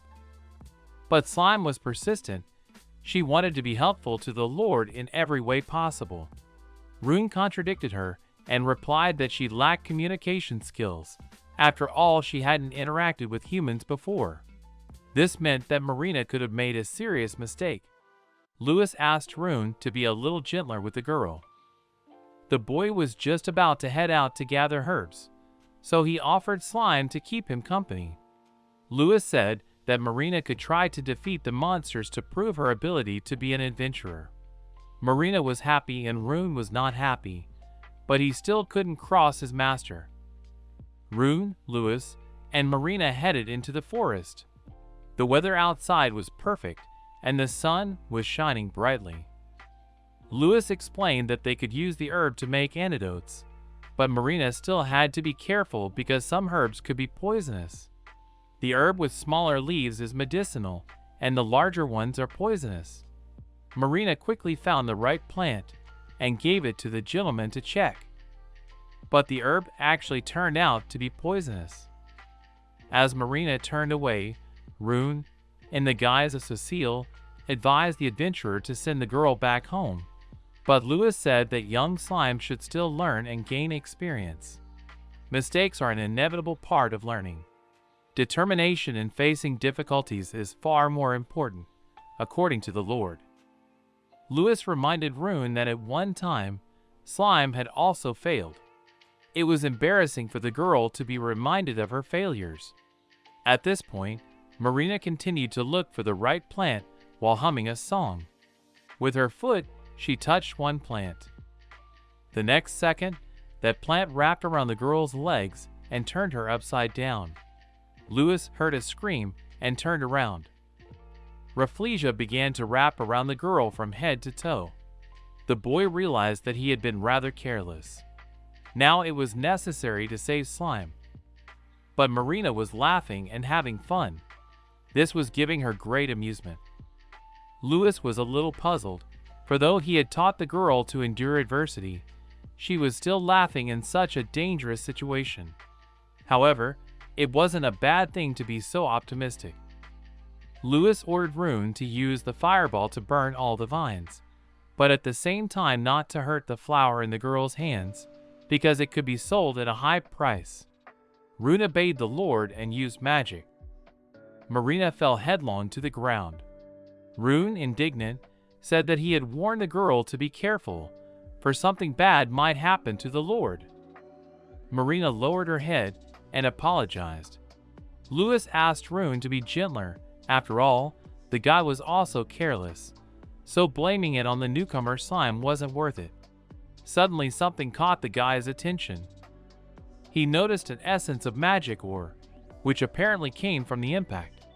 Lewis rejoiced, for they could make a fortune from it. Rune, in the guise of Cecile, wanted to say something to the Lord. But the boy did not finish listening to Slime and, stroking Marina's head, thanked her. Lewis realized that they would not have found this treasure if Slym, the newcomer, had not been so careless. The adventurer felt that the girl should be rewarded for her accidental contribution. Marina was overjoyed at such praise from her master. Rune only dryly warned the newcomer not to cause any more trouble for the Lord. Also, when everyone returned, Marina would have to learn the spells they had used. The slime rookie took the gems in her hands and thanked her mentor. Lewis said that if Marina worked hard, her fighting ability would increase greatly, so he planned to take care of the girl's training. But Rune said that if strength was the only problem, the rookie slime could do it herself. Suddenly, she declared that Lewis and Marina looked pretty good together. This rather puzzled the guy. Suddenly Rune, in the guise of Cecile, asked the gentleman who he liked better out of the two of them. Lewis was confused and told Slime to stop teasing him. The lad didn't understand what was wrong with his subordinate, but Rune only closed his eyes and stepped aside. The adventurer thought that Slime was just not in the best of moods. After all, many would fail in their first attempt. The boy didn't dare claim that all his decisions were the right ones, but if he made a mistake, he would try to get it right next time. He realized that he had learned a lot from trial and error, but that didn't mean that all the servants would forgive him the way Rune had done. Lewis worried that he would earn a new wave of hatred and resentment. In that case, the lad had no idea how he would fix it. Meanwhile, in the woods near his wagon, a man was lighting a fire. But suddenly something strange caught his attention. Seeing a huge animal that looked like a black wolf, the man jumped up and rushed away. The animal stepped on the campfire and put it out and roared loudly. The black wolf smelled a familiar odor and smiled. The next morning, information about the black shadow was posted on the bulletin board. Norn explained that there were rumors that someone had been running at an incredible speed on the main road at night, attacking people.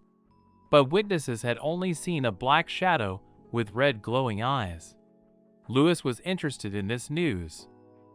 Norn was looking better now. The girl had been in a bad mood after the goblin raid, but now she was more enthusiastic about running errands. The girl, noticing the rookie adventurer staring at her intently, asked what was wrong, to which the lad awkwardly mumbled a negative reply. The news seemed like an unbelievable story, for despite widespread rumors, there were no serious injuries or losses. People no longer had any hope of finding out who was behind it all or what his goals were. Yin said that the big tree was the third largest clan in Gamel. Jink assumed he wanted to invite them into the clan and asked what he wanted them to do. These inquiries were direct orders from the Lord to exterminate the Black Shadow, because without merchants, tax revenues would decrease. That was why the reward for capture was set at 500 dales. Lewis was at a loss for words at that figure. Norn said that she was going to work with Ailey's group on this mission. Rune turned to the Lord, but the adventurer already knew everything without words. It was necessary to place the servant somewhere, and food and materials would not be superfluous. The lad believed that happiness lay not in money, but in its quantity. Rune and Lewis said that they too would take up this errand. That way, too, the housing problem would be solved. Rune and Lewis sat at the bar sipping ale. Slime lay tiredly on the table waiting. The boy tried to cheer up his friend, for they had no other choice. Only adventurers with a gold rank or higher were eligible to take on this errand, and Lewis and Slime were only on bronze. The higher the reward, the more dangerous the errand, so the limited eligibility of only high-level adventurers was quite reasonable. Also, there's an orichalcum-ranked adventurer in Norn's group, and in theory, they should have finished by now. Lewis assured Rune that everything would be fine. The target should be using invisibility or cloaking to hide her true form, so she may well be capable of medium-level magic. Rune, in the guise of Cecile, said that even if the adventurers had to face difficulties, he hoped they would be okay. Those who couldn't pay the fee would simply leave the adventurers. Those who left were considered traitors and could not join any Gamel clan. Still, the adventurer had a bad feeling, for the target was a mid-level mage or even a monster. What this creature was trying to accomplish was unclear. If someone wanted to stop trade between cities, they would have done it the easy way. The Black Shadow's actions were unpredictable, as was its reason. One possibility was that someone was deliberately luring adventurers and knights into a trap. Lewis stated that he and Rune would take on this errand as well, so he ordered Slime to pack. To avoid further problems, the adventurer needed to learn more about the current situation, even if he wouldn't be rewarded. Meanwhile, Castle, Norn, and Ailey were still in search of the Black Shadow. They had already gone around the entire city, but they still couldn't find her. At the same time, Castle claimed that he could feel the Black Shadow's aura to the west, and Norn could feel special wind currents from that side, but all to no avail. Eventually, the boys decided to check again. At this time, Lewis in his invisibility robe stood in the bushes and watched their altercation. It was clear that Ailey's group hadn't encountered Black Shadow yet. If it was not in the vicinity of Elpin City, Lewis planned to increase the search radius. He decided to travel along the main road to the north. The boy asked Rune to deactivate the camouflage, and Slime quickly complied with his master's request. There were no more people around, so Lewis asked the entity to show his true form. There would be an exam at school soon, so they needed to get back to the royal capital, and the boys could rest in the meantime. Lewis immediately recognized Abel. The Black Wolf said hello to Rune. The creature's dimensions were imposing. He was much larger than the usual average human. Abel admitted that he had come because he smelled a familiar odor. He hadn't expected Slime to choose to live with humans. This was the first time they had met in the past 900 years. Rune reported that Mr. Lewis had been reborn. Though his appearance had changed, he was still the emperor that the beast mage served. Such information surprised the Black Wolf. Lewis said that Abel might not believe it, but the guy had indeed been reborn and was back in this world. Lewis sincerely regretted what he had done 1,000 years ago. At that moment, Abel noticed the Emperor's seal on the guy's hand. Lewis stated that he thought that if he let all the mage beasts go, it would be much better for them. But now, looking back, the guy realized that there was another way out. Lewis was greatly regretting leaving his loyal servant behind. The lad didn't think Abel could forgive him, and he didn't know if he had a chance to make things right.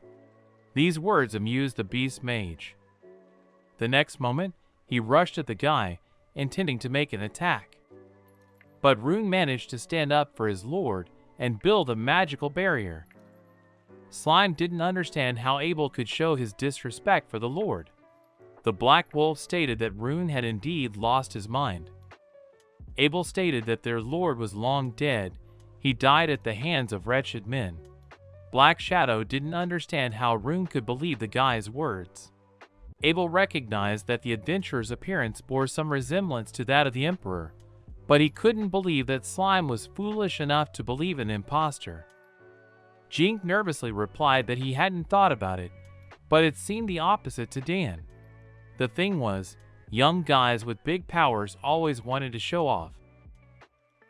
Rune realized things were bad, so he asked the Lord to dissuade the beast mage with his memories, but Lewis said he was already in the process.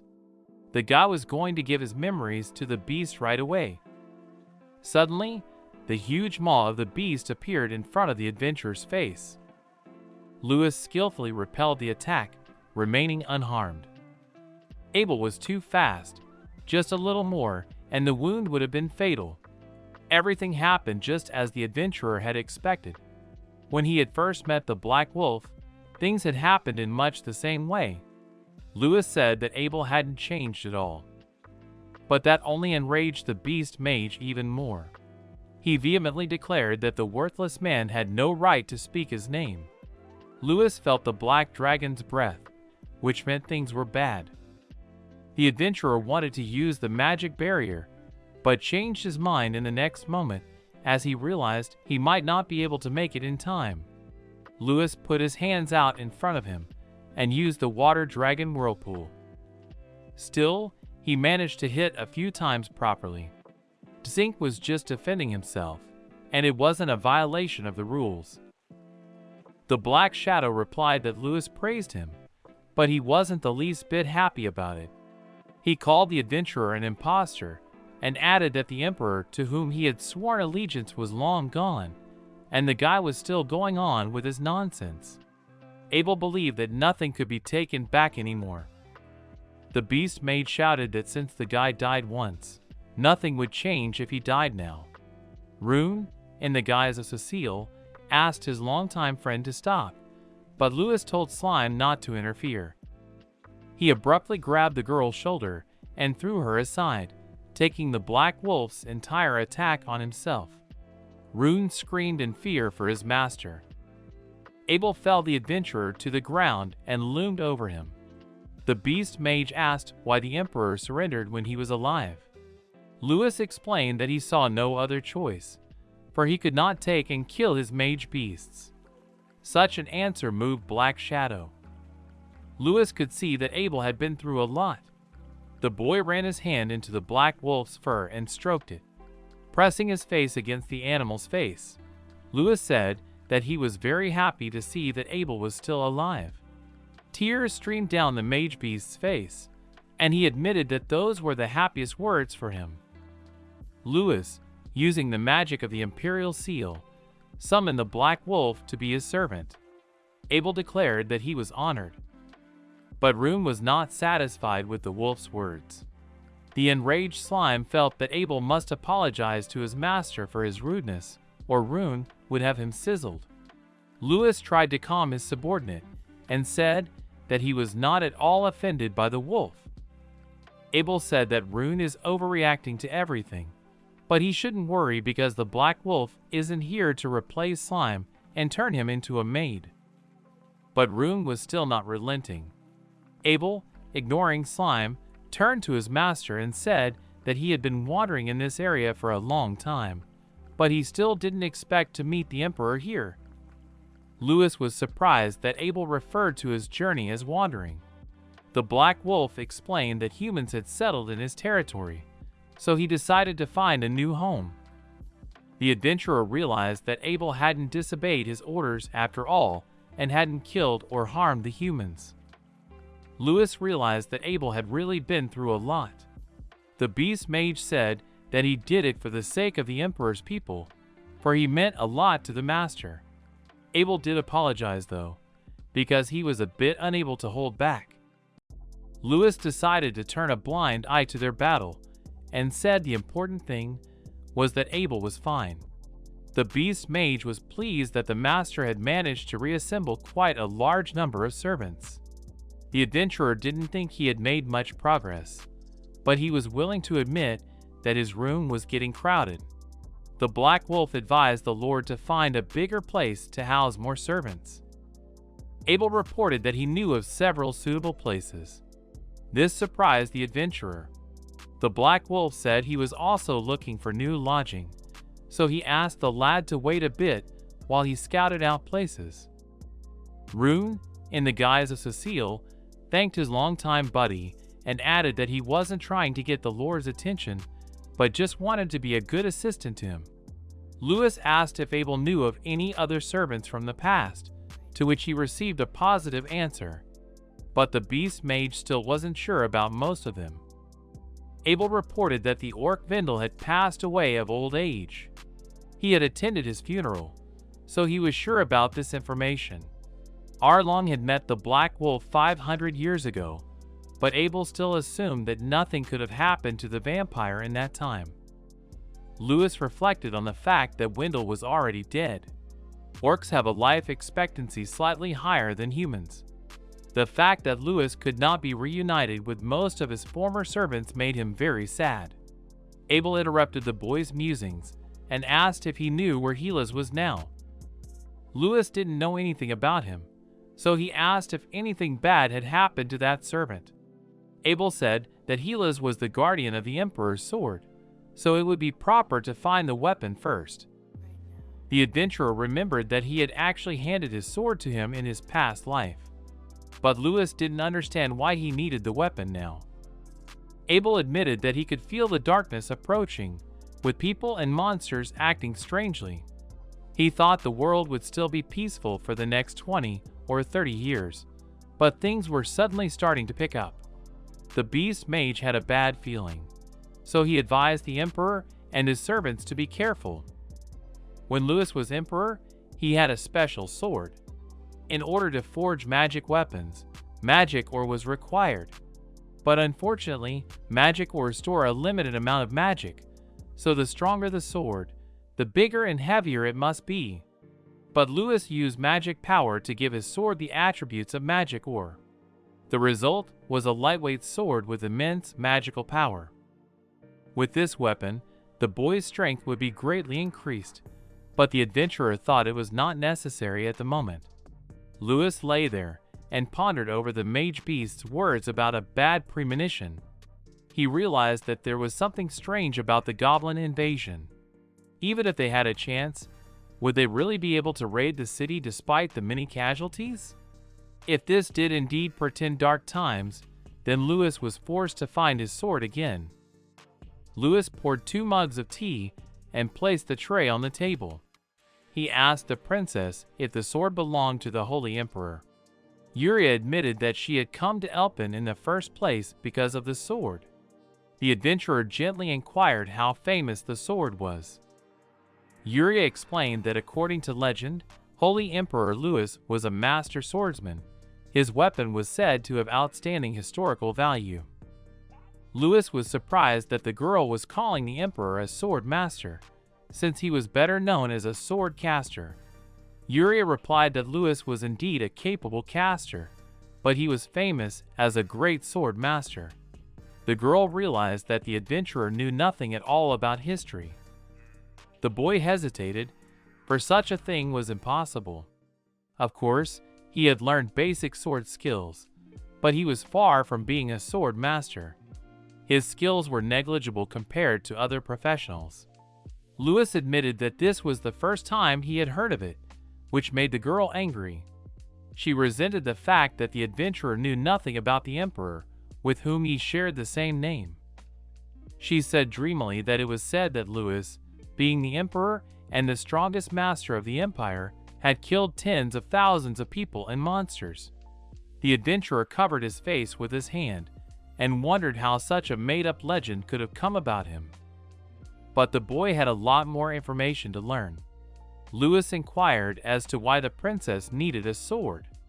Yuria admitted that she realized that with her current strength, it was impossible to use magic, especially as the Emperor did. But if the sword, which contained immense magical power, did appear in the girl's hands, then she would be able to use not only purification, but also other high-level spells. The princess' train of thought was correct, for the adventurer had already taught her some spells before purification magic. She really had a good learning ability.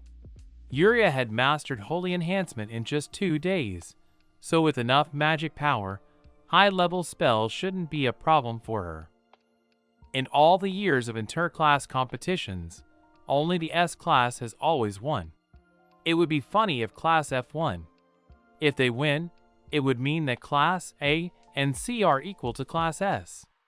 They are bound to win. Suddenly, the boy turned to the princess and stated that one could not so easily believe in a myth from thousands of years ago. Lewis expressed his disbelief at the words about finding the sword in the city of Elpin. This infuriated the princess, and she stated that it could not be a lie. Yuria began to refer to sources that tell of the Emperor's life, and said that a village has a record of a servant of the emperor who hid the sword while fleeing the empire. It was also confirmed in many other sources, including administrative documents, so the princess unreservedly believed the rumor of a 1,000-year-old sword granting magical power. Louis was a little confused from such a large flow of scientific information. The girl said that the villagers didn't provide any really useful information, so she turned to adventurers for help.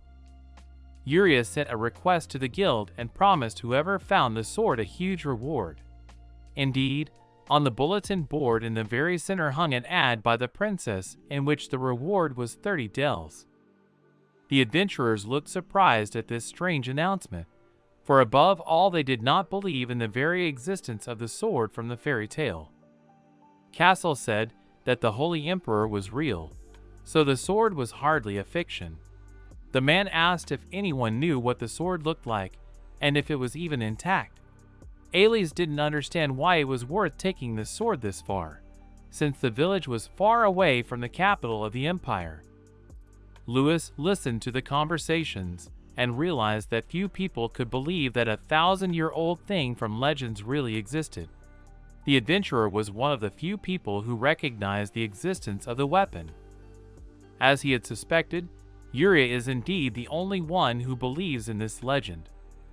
Suddenly, a girl's voice sounded behind the adventurers. Norn started quoting the guys the same information from sources, including the administrative ones that Princess Yuria had already told the guy about. Norn said that although the sword was made of iron, it was magically reinforced in such a way that it was immune to environmental influences, which meant that the weapon was indeed somewhere in the city of Elpin. Louis was a bit confused, as he met another girl who believed in this legend along the way. Castle stated that he would simply ignore the request, as the reward was negligible. Ailey inquired as to what course of action Louis would take.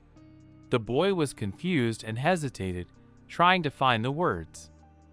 Soon the boys were already walking along the path among the forests and mountains. Rune, in the form of Cecile, was happy about the good weather and smiled happily. In a toga, Louis decided to continue his search for his sword.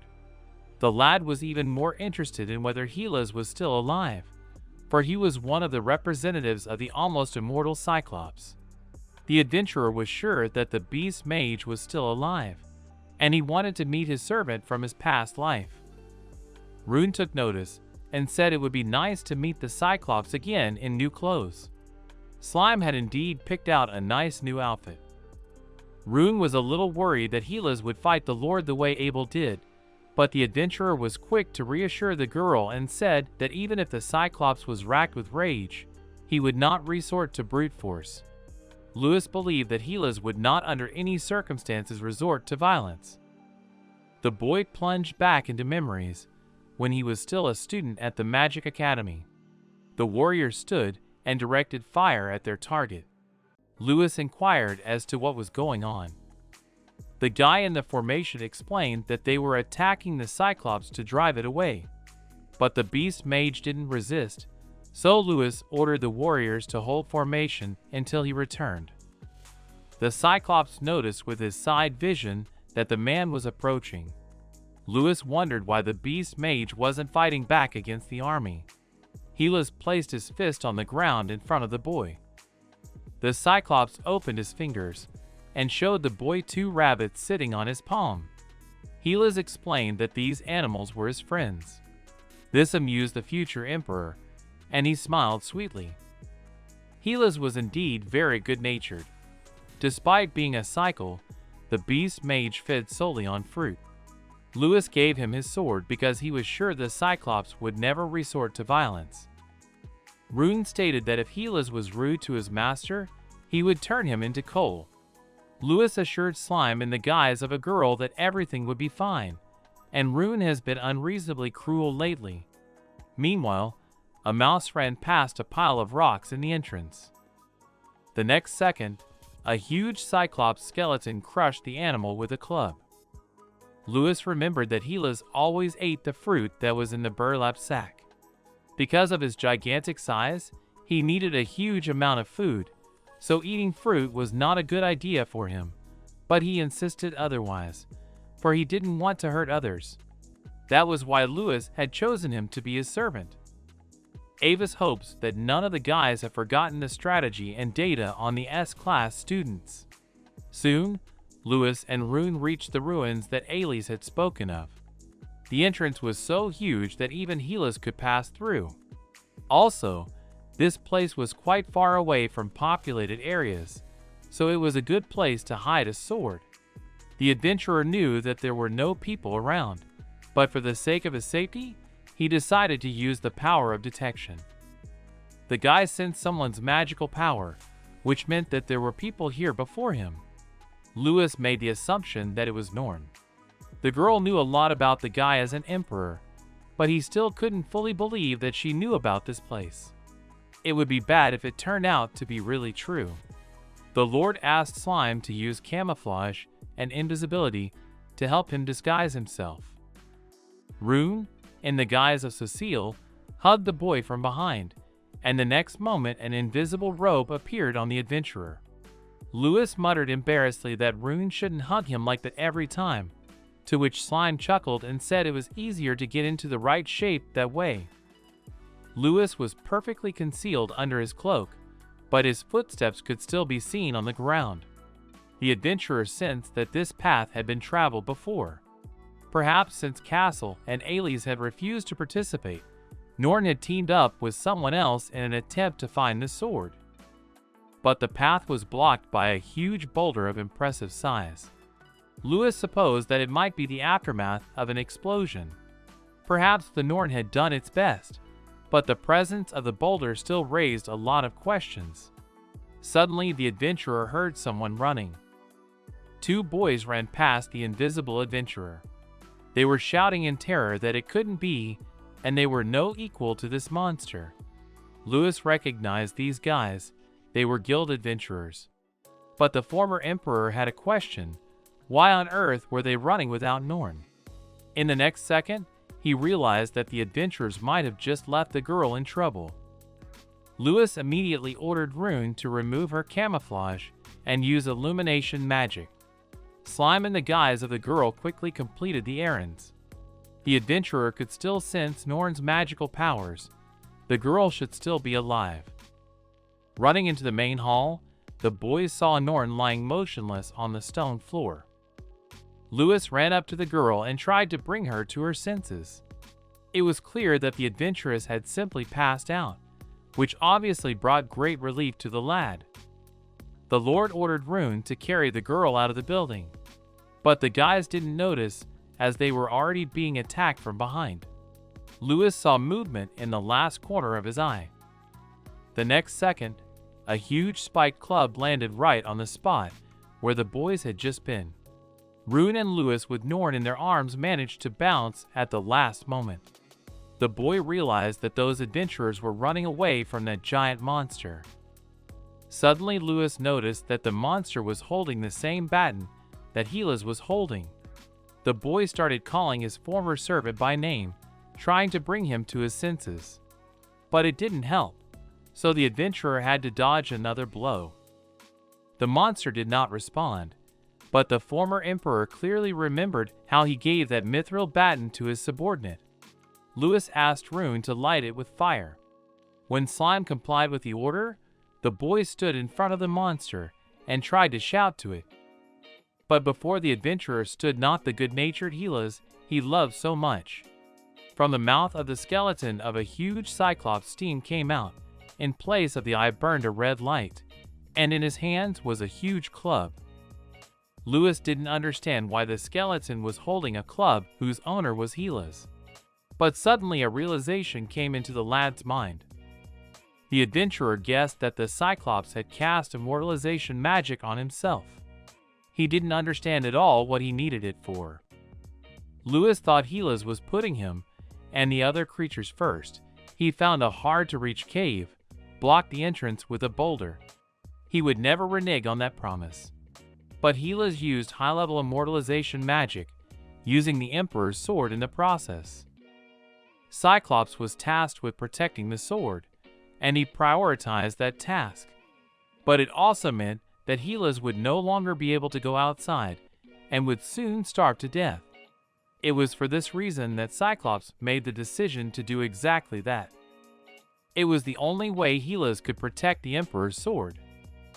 Lewis realized that it was all his fault. Because of his selfish request, Helios was doomed to be tormented in this form. With his own hands, the Emperor forced the Cyclops to turn into a monster. But suddenly, the club came straight at Rune. The girl was crushed. Lewis, seeing this, was speechless. Tears were streaming down the girl's cheeks. In the next instant, the magic dissipated and Rune turned back into slime. Bouncing to the side, he managed to shoot a piece of his body right into the Cyclops' eye. The huge monster grabbed his eye and turned away. Rune jumped up to his master and tried to reason with him. Slime said that a Cyclops turned undead would not be able to return to its original form, and there was no other option but to tranquilize it forever. Lewis sat on the ground looking shocked at what was happening. Suddenly a shadow loomed over the boy and Slime. Rune cried out in horror. The skeleton decided to strike at them, but the next moment a blinding divine light appeared. Helios began to slowly fade away. Lewis, putting his hand in front of him and protecting Rune, used magic to end this battle. A Cyclops' eye fell to the floor and rolled around a bit. Lewis lowered his head and thought about what Helios had done. The boy remembered the Cyclops sitting on the graves of 2 rabbits and being sad. Lewis inquired if he was all right. Helios smiled and declared that he would live for the master from now on. Lewis screamed and cried desperately. He bent over the Cyclops' eye and wept bitterly, begging his faithful servant's pardon. The Emperor thought he had prepared himself, for in an extreme case he was ready to sacrifice his life for his servants. But he was selfish and did not think of those who ultimately failed to accept his resolve. The guy never considered the feelings of mage beasts. Lewis wondered what it was like for Cyclops when he was about to die with complete solitude in the cave. As soon as Norn opened her eyes, she noticed she was lying on the ground. Castle and Ailey were leaning over her, asking if the girl was okay. But Norn didn't understand what her friends were doing in this place. The boy and girl explained that the adventurers in her group had requested reinforcements, but everything had turned out safely. Norn remembered that they had been attacked by a giant skeleton, but the next moment she realized to her horror that the Emperor's sword was gone. Ailey picked up the sword and said it was lying beside the girl. Norn didn't realize how the weapon had ended up next to her. She thought it would have more magical power in it, but from the looks of it, it was just an ordinary sword. The boys decided to hurry back to the city. Ailey, helping her friend to stand up, began to feel sorry for her, for the girl had drained most of her magical powers. The entrance to the ruins was covered with stones. Rune and Lewis looked after the departing adventurers. They never realized that the sword was actually a fake. Mr. and Slime had blocked the entrance, so no one else could enter. The adventurer planned to wait a while before returning home, but Rune worriedly asked the boy if everything was all right. Lewis hesitated for a moment. Suddenly, the lad broke the silence and said that he was probably wrong. He had no doubt that his departure would only throw off the shackles of some of the servants, but those who had sworn allegiance to him would probably prefer death to such a life. Now Rune understood what had bothered the Lord so much, but the lad said it wasn't really true. The former emperor said that his life's purpose had changed a bit. At first, Lewis was just looking for the freedom he didn't have when he was emperor, but now he wants to know how his servants live. The boy declared that he wanted to see their lives with his own eyes. Now the adventurer had more work to do. Run bravely declared that he would accompany the Lord to the end, and if the lad was interfered with by anyone, Slime would tear him to pieces. Lewis said his servants' methods were becoming more and more radical. The former emperor promised to return and looked at the Cyclops baton. He wished Helas would wait for him.